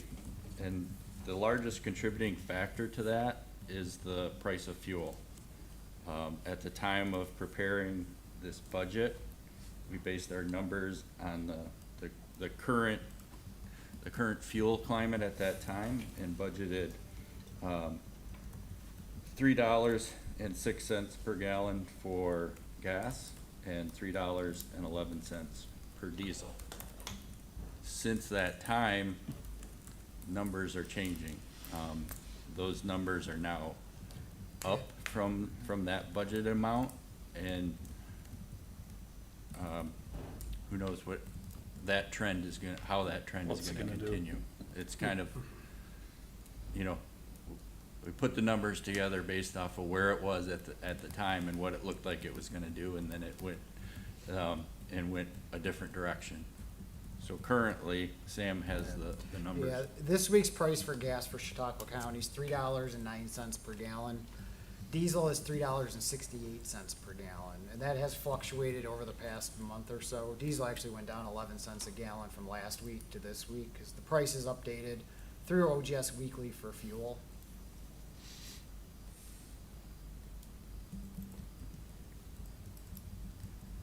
So, those, you're not asking to adjust those numbers based on that current trend? You're just, you're gonna, Guess we're looking for some input also. I mean, it is the most unpredictable part of our budget. I would have said last year we were under budgeted in the fuel price, and it's worked out this year. It's just such a variable of, our fleet manager did a lot of work to come up with that number, and then within 2 months, it almost Changed. I mean, in the past, we've done stuff like just picking a date on the calendar and using that for the next year. I mean, I've done this with 3 separate directors. They've all had a different idea on how to do it, and I can tell you, we've never been accurate with the number to date. John? Yes. Guys, Gary. so what's your fuel ratio? Is it 50% gas, 50% diesel? What is it roughly? Do you use more gas than diesel, or? Most of our equipment, most of the gas we're purchasing is for carts, the sheriff, et cetera, and then it's Okay. going out. Most of our operations are Diesel. Okay, so what is it? 25% maybe gas and 75% diesel? I'm just trying to kind of figure out what, because there is a significant increase in the diesel price. Yeah. So if you're using mostly diesel, this $3.11 is probably low. Because it looks like, as of the figures you have now, Sam, it's, diesel prices are up currently almost 20%. Yeah, I just looked this morning, so that number, the 368 is this week's, last week Yeah. was 370. I mean, it's been kind of all over the map. Well, I'm just wondering if some sort of adjustment needs to be made. Do we know how many gallons we used?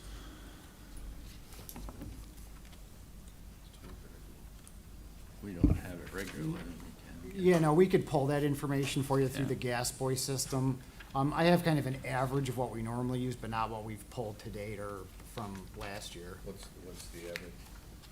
Don't have it with me, but, Oh, if you give me a second, I can get it for you. Roughly.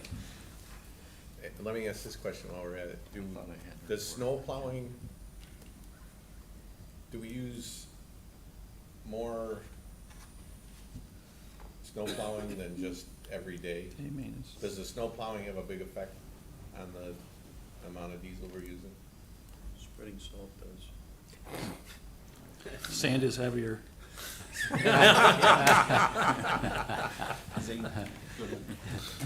Well, and the thought there is if the guys aren't plowing snow, they're cleaning ditches, you know, so they're using the diesel fuel. So it's hard. Well, that's what I was. It just depends wondering. on the Yeah, winter. But I'm no, sure that's- we use more miles plowing Sure. than anything else. Yeah. Yeah. Yeah. Yeah, I mean, the trucks generally go out every day, but during winter, if it's during, say, a snow event, then, yeah, you would see our usage go up at that point. So the more we plow, the more diesel we're using. Right. Rather than an average day of just Yeah. being out with the trucks. And I do have it, it's 940,000 gallons, actually, I had put it right in the, into the New World when I entered the budget. So traditionally, we were bringing in about 940,000 gallons of diesel, and then gasoline is 252,000 gallons normally coming in. And Sam, is the price that you're given based on the price for a barrel of oil, basically? Or is it based on how much we use? No, It has it's based on, nothing- it's a posted price through OGS. Okay, so there's no shared services if we had other? No, each county's listed on it. Chautauqua just has a tab for our weekly pricing. Okay, thank you.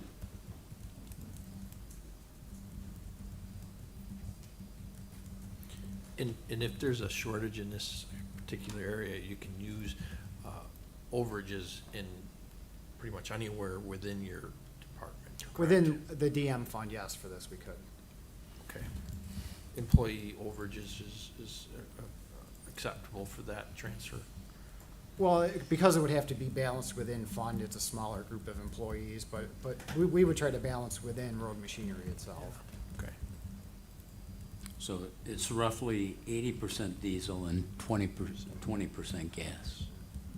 And you said the price of diesel today was what? It's $3.68 through for Chautauqua County for premium diesel, So which the is what we difference bring between in. that and what we budgeted is about $440,000.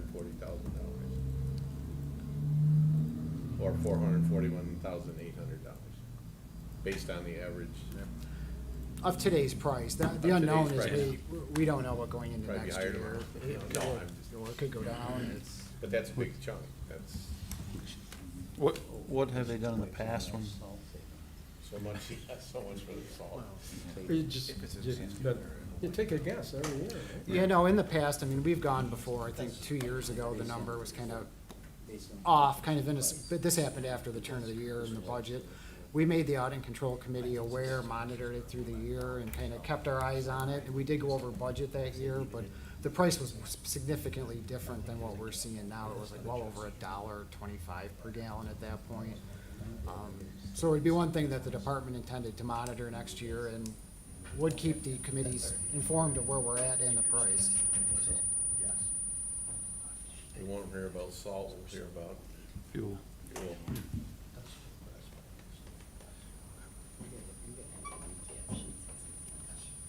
Well, there goes the excitement of the savings over the winter. Maybe. Yes, that is kind of a And that's just conundrum diesel. to figure out. Now, the majority of the gasoline, though, if the price is higher, we would have revenue to support the gasoline on that side, because we do obviously bill at the price to the sheriff, carts, et cetera. And that's only $8,000, only, that's only $8,000 at today's price, Right. according to my phone.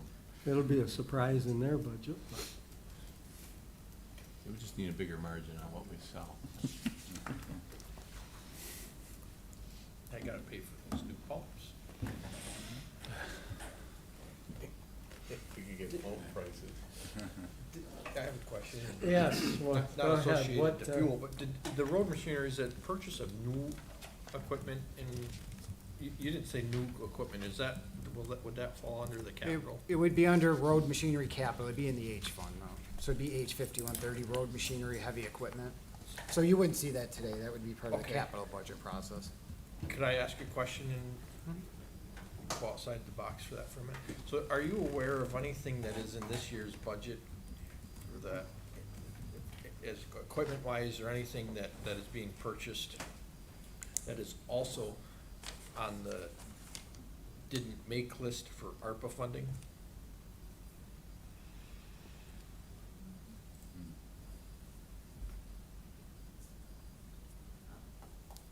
I believe that Blake has a current list of projects that have been requested that are not yet funded because there's not available funds. You can Yep. share that with the committee later. Okay, and I just was curious if you were aware of any that you didn't get covered under ARPA that didn't make the cut, so you included them in this year's budget. You know, and any project, I suppose it could be a maintenance thing or anything.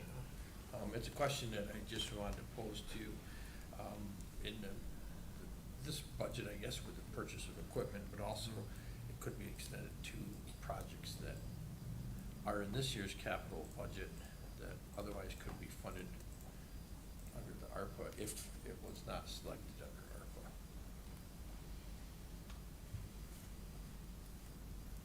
If you could just check with that and get back to us, I don't, and maybe compare notes. Yeah, I mean, under the existing process for departments to submit a request for. And that's, pro- and I yeah. understand, that's why it's something that has already been submitted, but didn't make the list, so they said it's not made the list, so we are including it this year, you know, so that was. Yeah, I'm not aware of like things that didn't make the request list and therefore our department had included it in their operating budgets. Okay. I mean, further, there really aren't any funds, ARPA funds that are available to reallocate at this time. I mean, there's a project coming that'll be pre-filed, I think, this month. So that'd be subject to the legislature's review. How about interest earnings? Are those calculated? Those are included in the available funds for, ARPA projects. Can we take them back? Yep. I know he's We can check with the fleet Yeah, I know manager, where but it's I going. can't recall any equipment that was denied through ARPA funding that we then put into a different funding source. Right. I think what was requested from ARPA was awarded, and Okay. then anything that would be in the capital was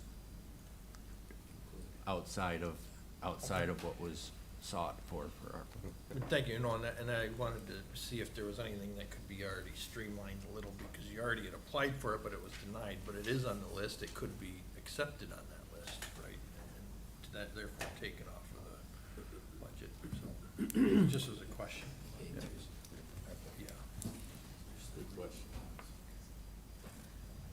Yeah. Okay, I guess, getting back to this, is there, is there a recommendation? Do we try to make a guess, a re-guess on the gas prices and diesel prices? Or do we let this go and make our budget adjustments during the year? I'm in favor of leaving it as it is and then making the adjustments as we go, because as Sam pointed out, fuel prices are just, they're too unpredictable. Right. For us to try to predict again or now, I think it's just a waste of our time. Repredict, yeah. That's my thoughts. Okay, so, I agree. A question. all right. Sam, in the past, in October, the prices, we've done this enough time, the prices are where they are. In January and February, are we typically up? Are we typically down?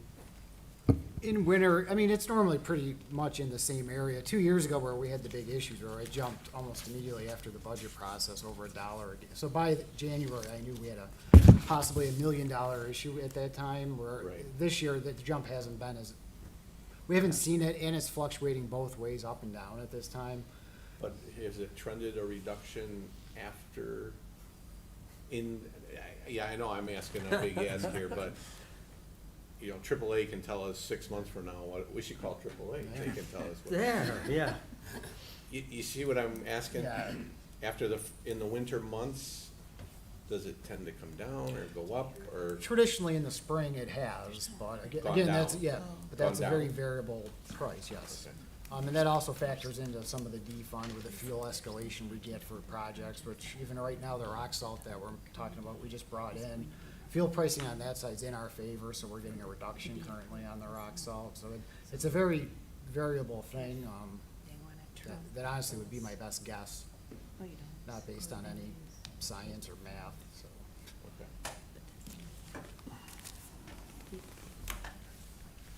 Okay. Okay, so it looks like we will then let the price fluctuate and make adjustments through the year and not make an amendment at this time.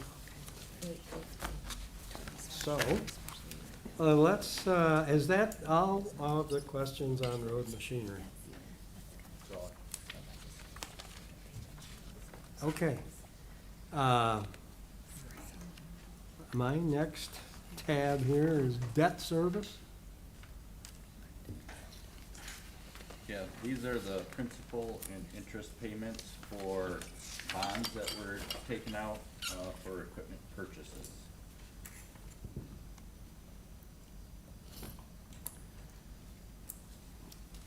So that's just the way it is. That's Okay. what it is. Next 10 years.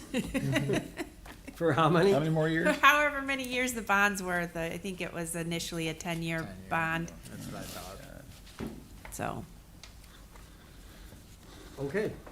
Is this the 9th year then? No, I think we have a few more years left on that bond, but, I mean, that was, All right, then, interfund, That's the transfer to the DM fund. okay. And, gee, I think I ran out of tabs. Okay. Are there, any other questions? Anything you want to go back to or go over again? Sure, one question, I guess.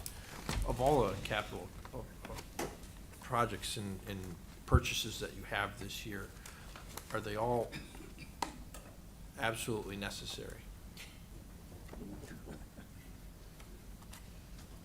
I know we have capital projects review scheduled, I assume you'll be here when are you planning to be here for that part of the hearing?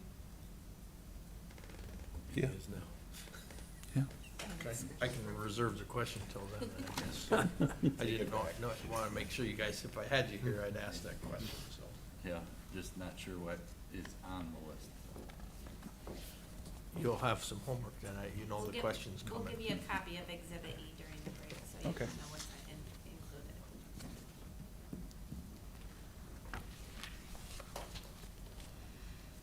Okay. I guess we can finish that up, and then, do you want to move on to landfill? Yeah. Go ahead. Thanks, Drew. Okay, thank you. Thanks, Drew. Whoop. Thanks, Sam. Thanks, Drew.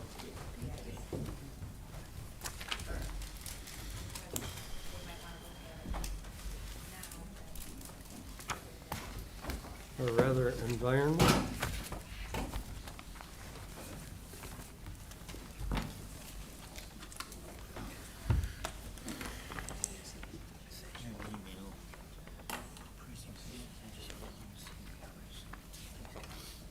I guess, my tab says environment, not landfill.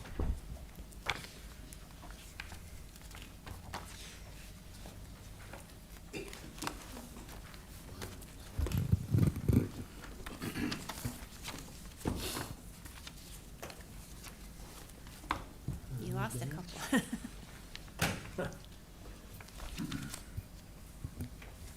Dan and Bob have left. Okay, well, let's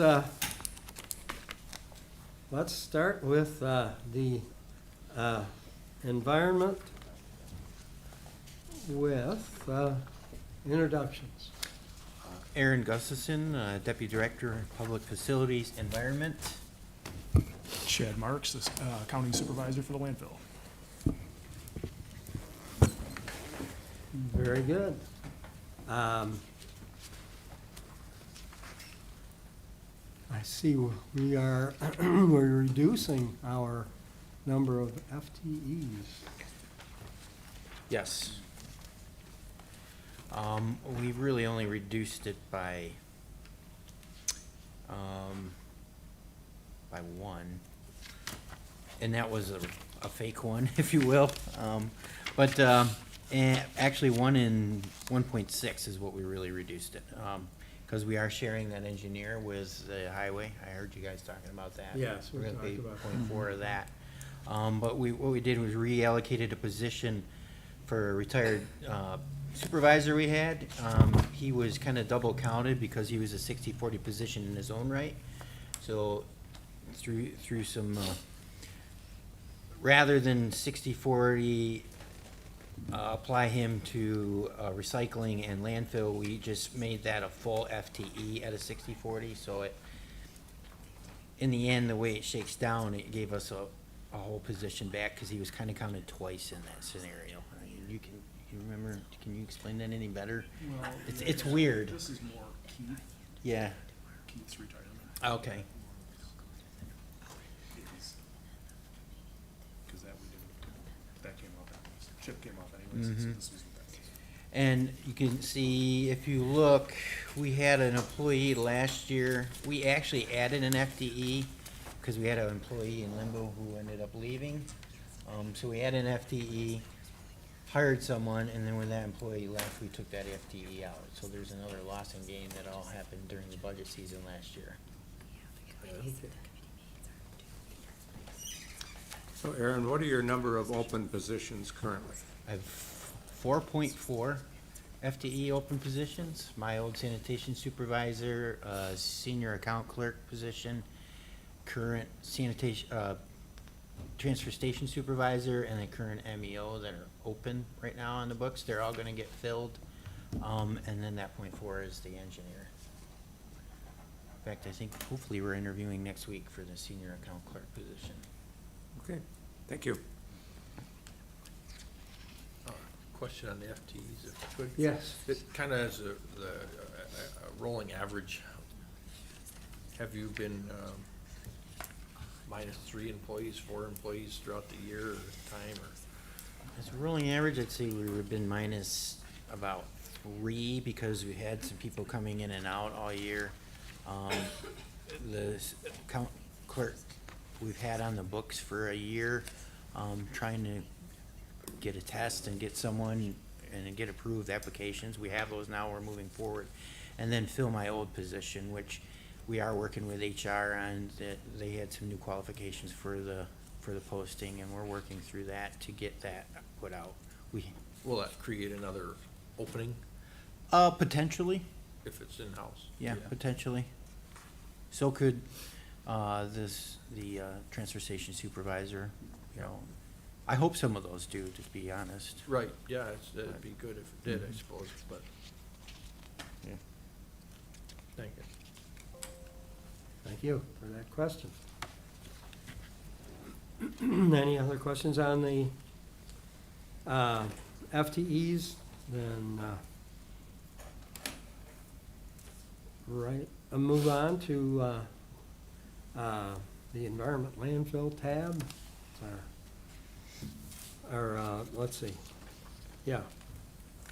That's the next tab. Is there anything, do you have a overview there for us on that? Environment landfill tab?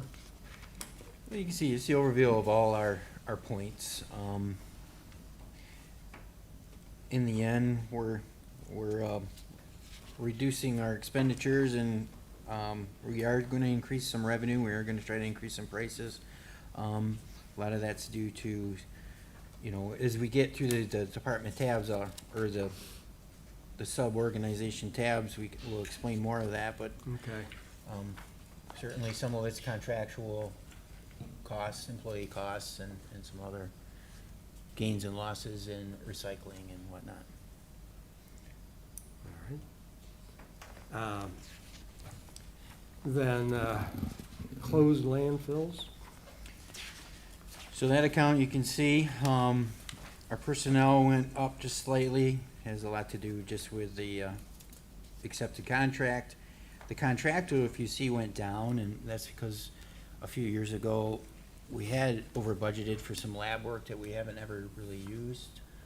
So we decided to cut some of that. Of course, we don't want to, in the event that something happens, we have to use that. We didn't want to cut our own throat, but we did take a significant chunk of 12,000 off on that. And the employee benefits are slightly up again, probably due to the contractual, accepted contract. And that reflects just monitoring, right? Yes, that's the bulk of it, is monitoring. I think we have, do we have a couple of FTEs associated with it, but. Right, the ones that do the hauling. Yep. Oh, that's, okay. But the bulk of it would be groundwater monitoring. Some stock to Yeah. You know, paying the company to come do the sampling and test it. Okay.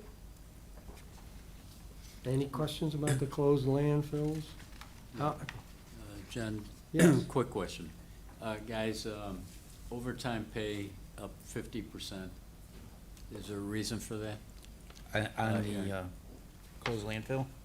Yeah. In our budget book, it's page 10 of 13. Yeah, it's probably due, I mean, without looking at it, to the person that's allocated to, with the closed landfill, had a little extra overtime this year. Okay, I mean, dollar-wise, it's not a lot, but Right. percentage-wise, it's up 50%. Mm-hmm. Okay. I said, if we have one guy allocated 20% to close landfill, and he might be a 10-year guy, and then one of our guys close, and he ends up gaining more seniority and doing a little more work, that's where that came from. That accounts for that? Yeah, he moved up, and so while he's doing that work, it's still coming out of that fund. Okay. I mean, I think you're looking at the recycling tab, No, I'm looking at closed landfill. because we have $200 for overtime under closed. No, for this, it's 5,000 increase. So that is That's- recycling. That is that's recycling. That's the recycling. Is it recycling? Yeah, Okay. 7,000. Oh, I'm sorry, I Yeah. thought it was in a closed landfill. Okay. It'd be, That's the next one then. yeah, it'd be basically the same answer. Okay. Although we do haul all the way to Buffalo, so there's times there's some traffic or there's a flat tire or something that has, added to the guy's, day. To Okay. give him overtime. Oh, a little ahead of myself, I guess. Okay. It's okay. Thanks, Aaron. Yeah. Thanks, Jim. Any further questions on the closed landfills? How many closed landfills do we have now? We currently monitor 4 of them: Dunkirk, Dinsbury over here in Mayville, Harmony, and South Stockton. So we actually have monitoring at all 4 of those. We only own South Stockton and Dinsbury. That's what the testing and monitoring money goes to. And we maintain them by mowing them too, but I mean, Harmony helps us with the Harmony one now. They usually do the mowing on it. But we do the testing. Yep. Okay. And that was an agreement, it was legislative agreement. It's been a while now, I can't tell you the number, but Yeah. quite a while ago. When the landfill was established.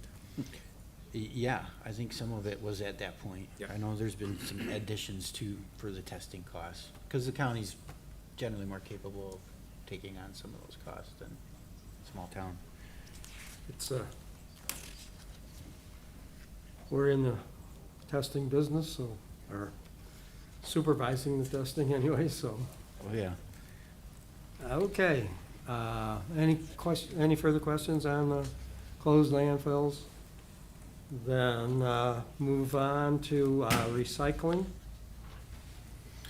Okay, so you can see in our 2024 budget, we do have a slight reduction, and it has to do with the employee allocations, like I spoke on the one supervisor that left. We moved some allocations around, and that just ended up reducing some of that budget. The recycling market is awful at best, so I mean, we're not making much revenue on it.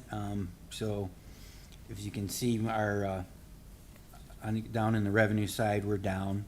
There was just a reduction in the rebates we're going to get, and then of course there's been some change in the market. So if you look at the departmental income line, that's in electronics has changed, the law has changed, so we no longer charge for some of the electronics, but we're no longer charged for them. That was why we were charging, is just to cover the cost of that. So that number is really kind of a wash, but it is down as far as intake of revenue, and that does also show in some of the expenditures. The contractual, the change in recycling, it's reduced charge to us as well.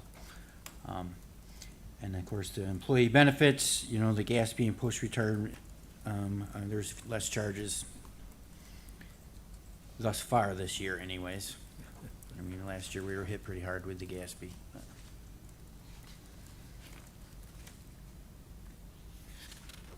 So the recycling market is not good. No, it isn't. I mean, it's being heavily subsidized by our tipping fees right now, but it's the law. And I have asked the state for some relief at times when the market is actually a charge to us. The state doesn't want to hear anything about it right now, so. I have Stony Brook doing a study, and they actually went through our recycling, and plastic is a big one. Plastic is almost always a charge. It's a terrible market right now, at least in our end of the neck of the woods. We usually subsidize our plastic rates with a small rebate on our cardboard. So what I'm looking to do, depending on what Stony Brook comes back and they find, is potentially split our plastics so that I can make them self-sustaining in their own right. And with that, I'm kind of going off in left field, but 1s and 2s have all the values, and we collect 1 through 5. So if I can separate 1s and 2s and get some value out of them, they may cover the cost of the 3 through 5 market. So then we can take full value and utilize the actual rebate of cardboard and not just have to subsidize plastic with it. Plastic will balance itself. That's my thought. We'll see how that goes. Depends on our volumes, but the market is not good. You're thinking of having the people doing the separating? Oh, no, Are you yes. You're gonna set up a I'm gonna separation? add Operation? another bin at every location to separate and label it 1 to 2. So we'll have to train the public. It'll take some time. But I'm hoping to do it similar way we have been, but in talking with Stony Brook, that's the key in the end, is training people, getting people up to speed with what recycling really is and the difference inside each realm of it, especially plastics. And plastics and the cardboard's about the only thing that gets recycled, the glass, Oh, we recycle plastic, paper, tires, portion of the tires get recycled. Tin, scrap steel, that all gets recycled. The glass gets repurposed as an aggregate currently. And some of the tires, we have a bud, are repurposed. We bale them and use them in our gas collection system.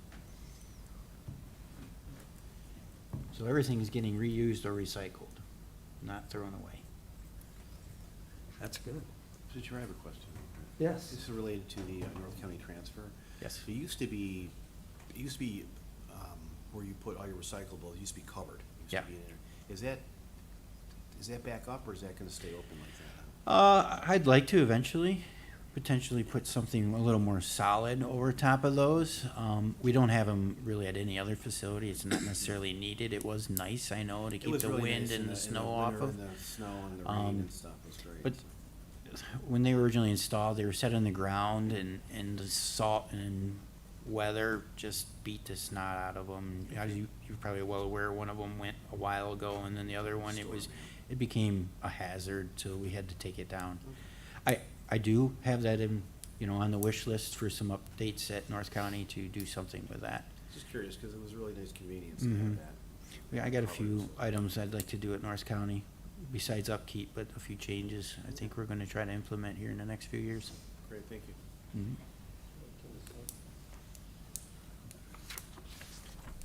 Any other questions on the recycling? Okay. Household hazardous waste.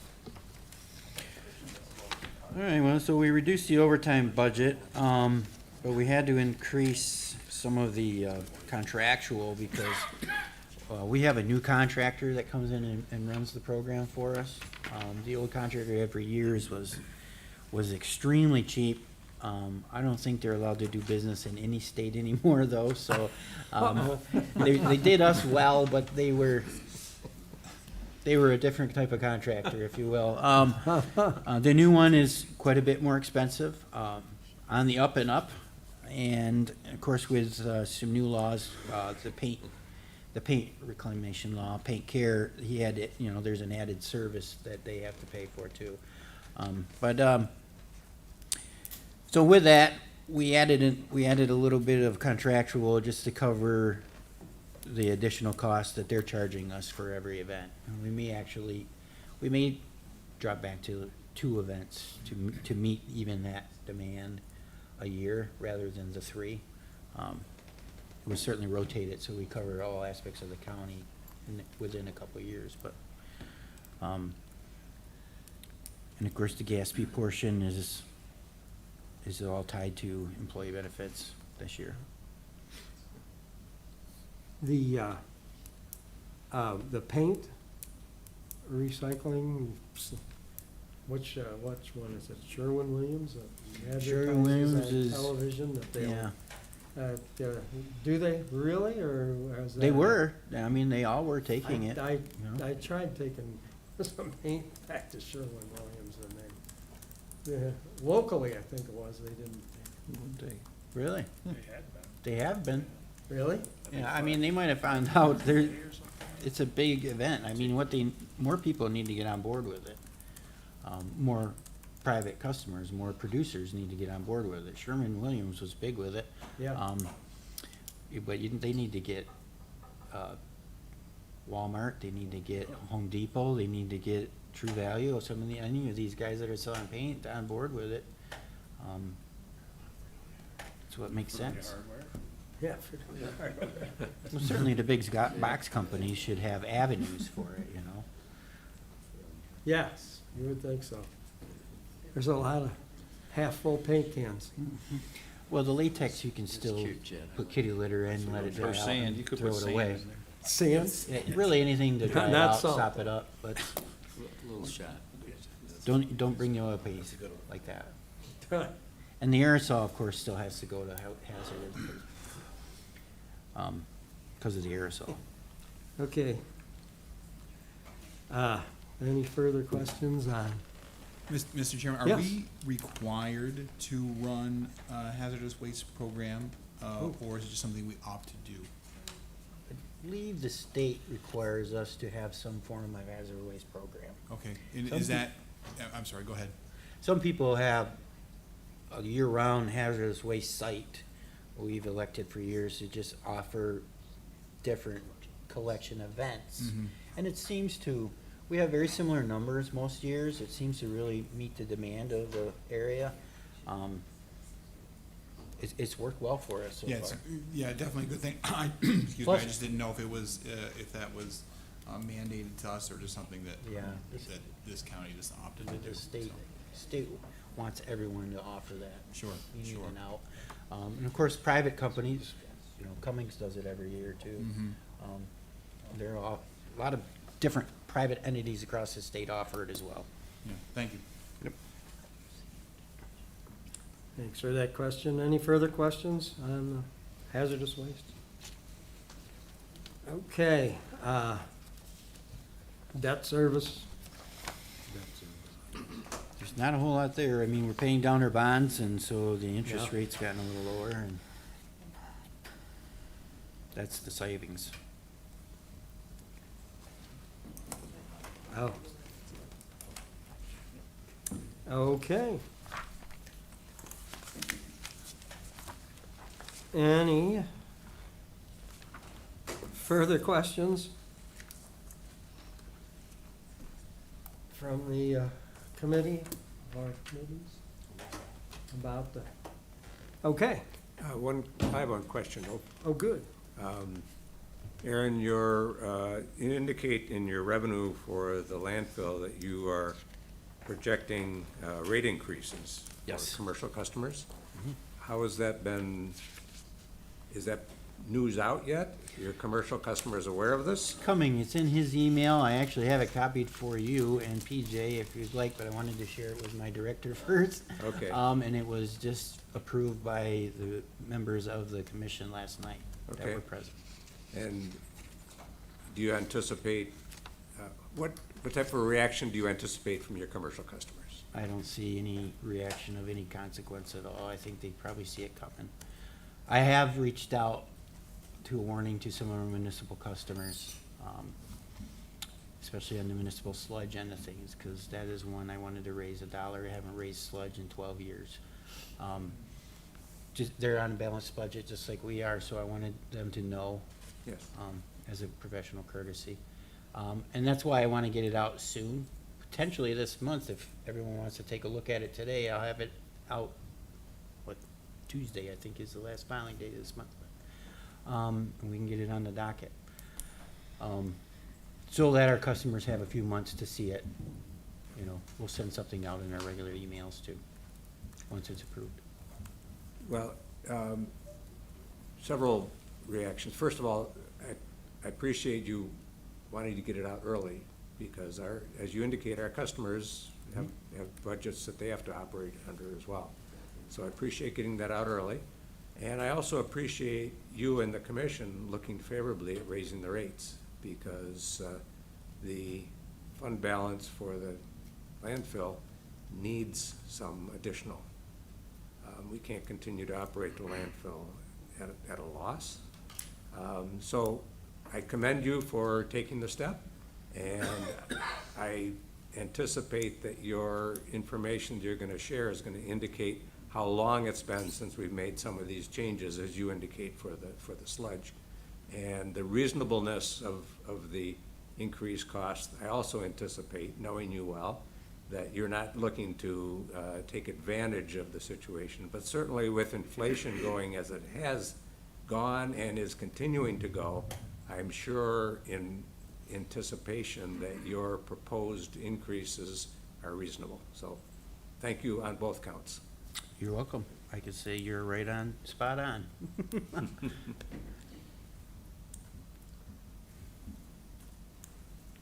Will this put the landfill back into a break-even position with the new increases, or, well, it just, Our expenditures versus our revenues right now, we're fine. We're even. I mean, we're not getting rich by any means, but that's the whole point of doing a balanced budget. As a whole, I think the landfill is still doing very well. We got some debt out there that we're paying off, but, yes, I wanna create a positive game with consideration to the residents of Chautauqua County and users of our landfill, to meet the standards and needs of what they expect and the services we provide. With that said, we've had some old infrastructure, we have some needs, and we're more than willing to do it in-house with our tipping fees as an enterprise should, as was alluded to in some of the ARPA discussions. To do that, we're just gonna have to just make a few adjustments, and I wanna do that slowly and methodically and plan it out, and Pierre was right on the money. That's what we intend to do, is start planning for these and applying. Mr. Chairman, Yes. just to piggyback on your question. If you look at 2022 actual for the landfill, they lost $400,000. The budget for this year projected a loss of $1 million, which gave me some concerns last year, which I shared. To Aaron and his staff's credit, they're now projecting only a $300,000 loss this year, much better than the budget. And the 2024 tentative budget that they've proposed is essentially break even, slight profit. So. A lot of that is the interest earnings. Yeah, John? yes. Aaron, as far as these increases in the fees and stuff, besides getting them out to the commercial people and, to legislators and the municipalities, you might want to utilize the public relations person for the county, and then just have a general press release and get it out to the public, so they're aware of these increases as well. Yeah, absolutely. I've utilized that gentleman several times already. I think it's a great avenue. Yeah, that just, just to get the information out there to everybody. Yep, Okay. I agree. It's important. Increases are warranted. We just need to do some public relations and justify it to the public. Agreed. Do you feel that position has been beneficial for your department?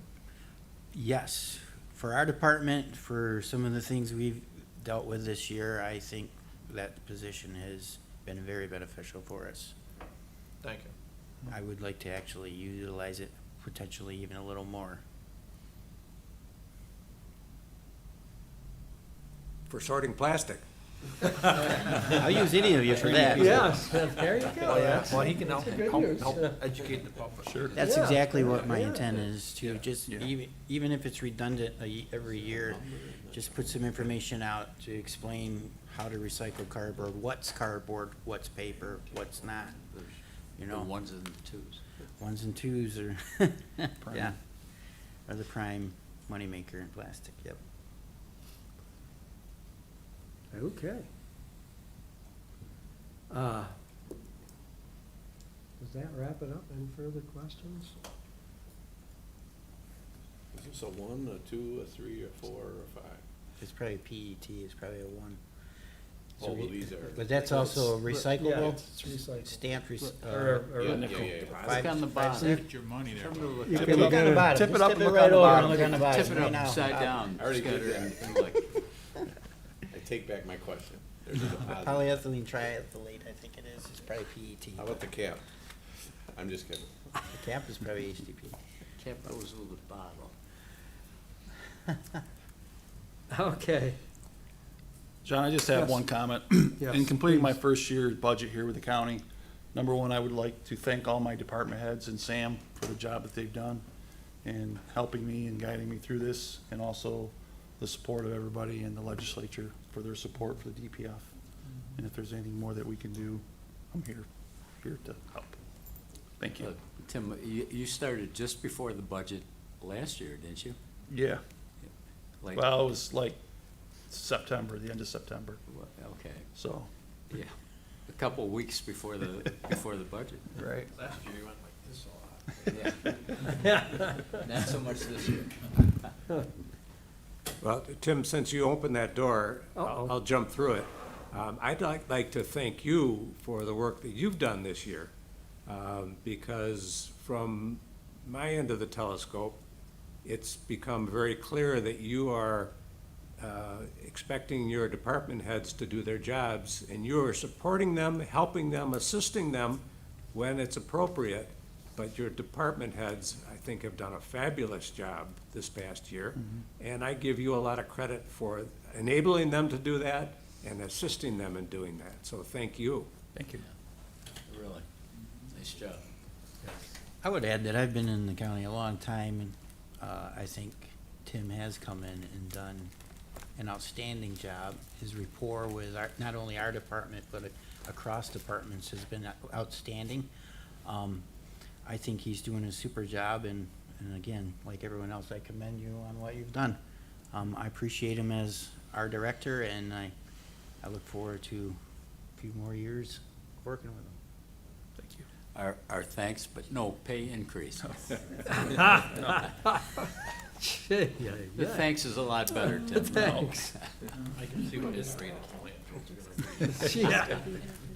So when I work part-time there? Double for Yeah. the bag. Okay. Yes, thank you very much. Thank you. Oh, for selling. The ener- Do we have Yes. the energy? Yeah, oh, Is your head gonna fit through the door? Oh, yeah, they have to do the energy. yeah, fund. yes, okay, energy fund. I'll sit here and wait. If you want me to sit with you, Katie? That's fine, if there's any technical questions Yeah. I can't answer. That'll work for us.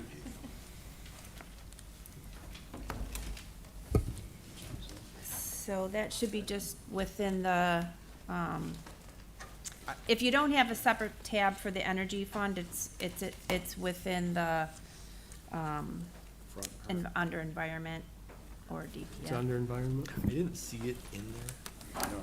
Yeah, some of the tabs were a little different. There's land. This is the information.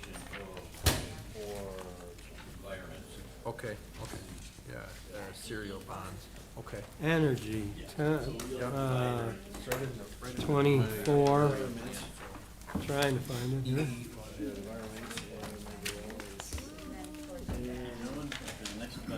Yeah, it's way at the back. Okay. It's the back of your environment. Are you under landfill? Yeah, just keep going here toward the back. You should have it. Find it? Here. Joe, go to the public facilities.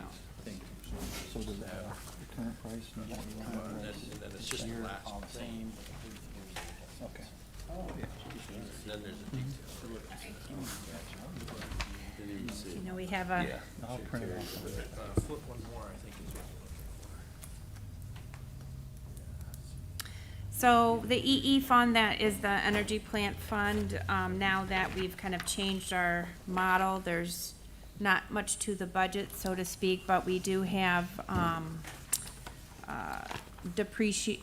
kind of skipping over the first page there, going on to the, first account, 8410. There are no FTEs in this operation. As you know, we're leasing out the facility. We have depreciation continuing until, I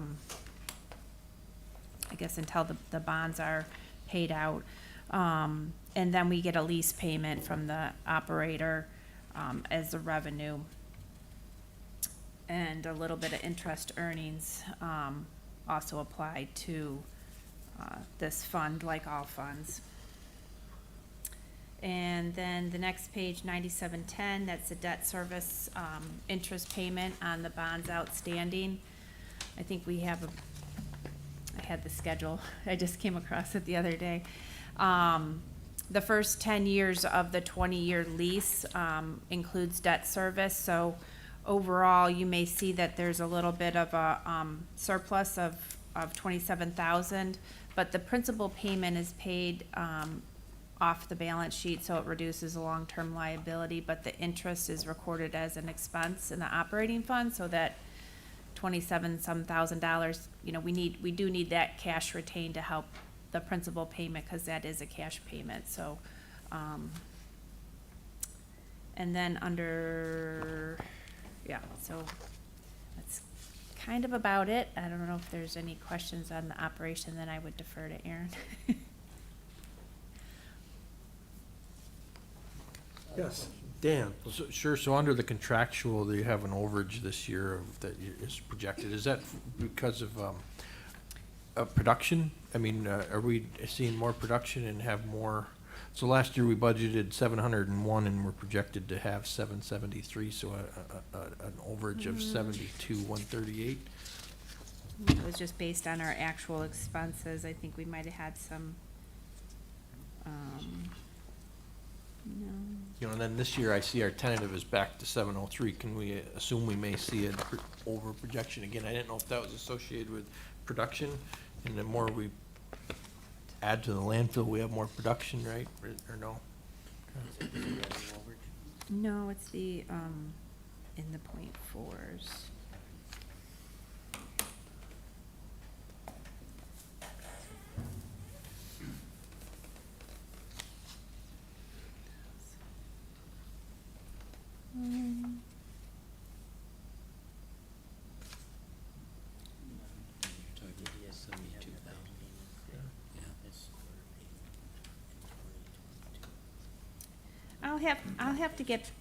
I'll have to look at that on the side, because I would have entered that projection, and I would have just based it on some of our expenses to date.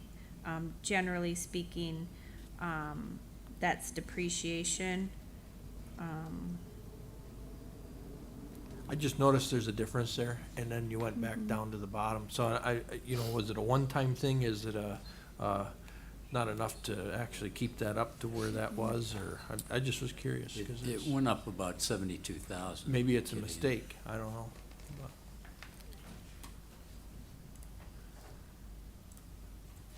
I'll take another look during the break and let you get back to you, but, thank you. it's not jumping out right at me, so sorry, apologize.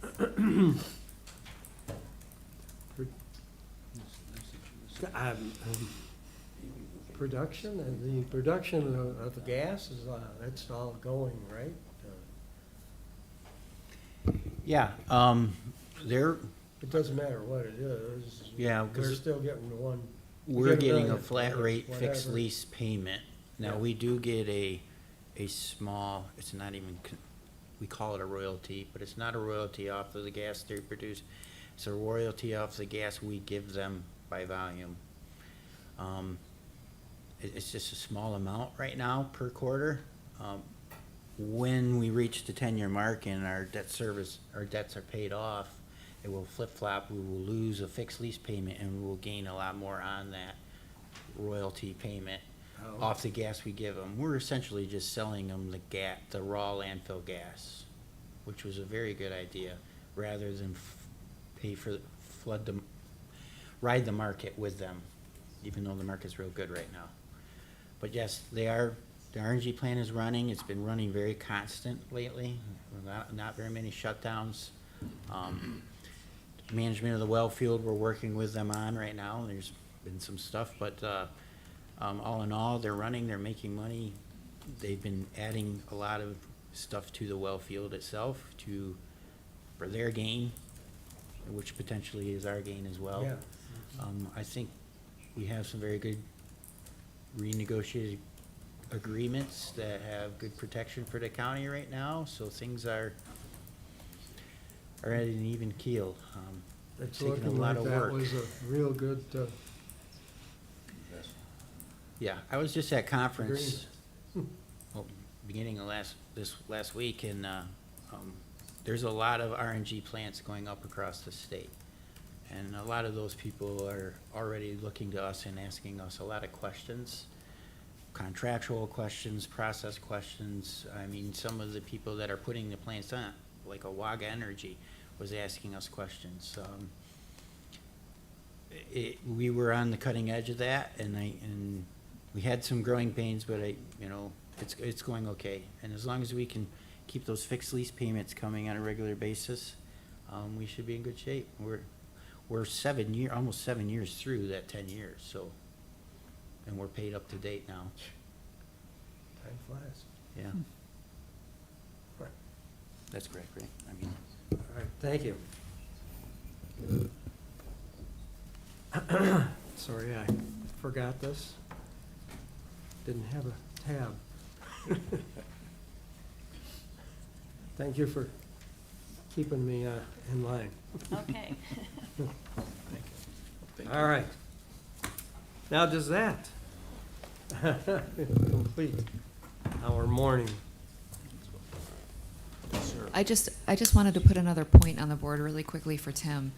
He has recently negotiated and is in the process of the sale of the Ag Center, which I believe the county has been trying to sell for quite some time. Yes. I don't know how long, but, so a little bit more accolades to Tim because that's nearing being a done deal. It's, so. oh, okay. Oh, that's, It's a nearing. wow, that's really great.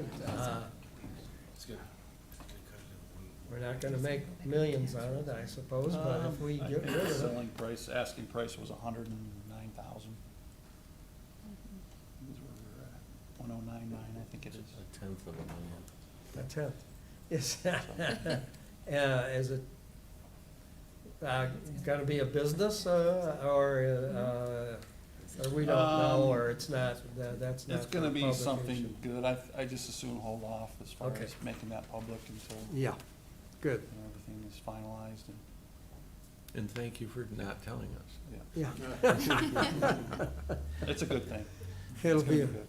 it'll be a nice surprise when Yep. it gets done. Great, thank you. Thank you.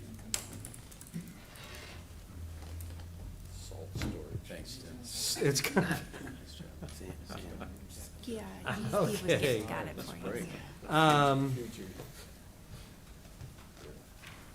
That, I guess, that gets us up to capital projects would be our next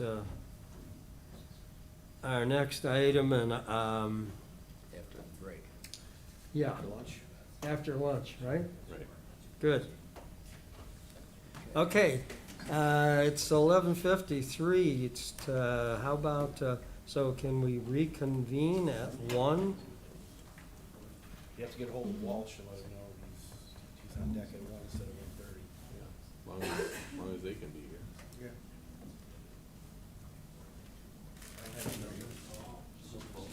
Yes, the sewer districts. Oh, 1's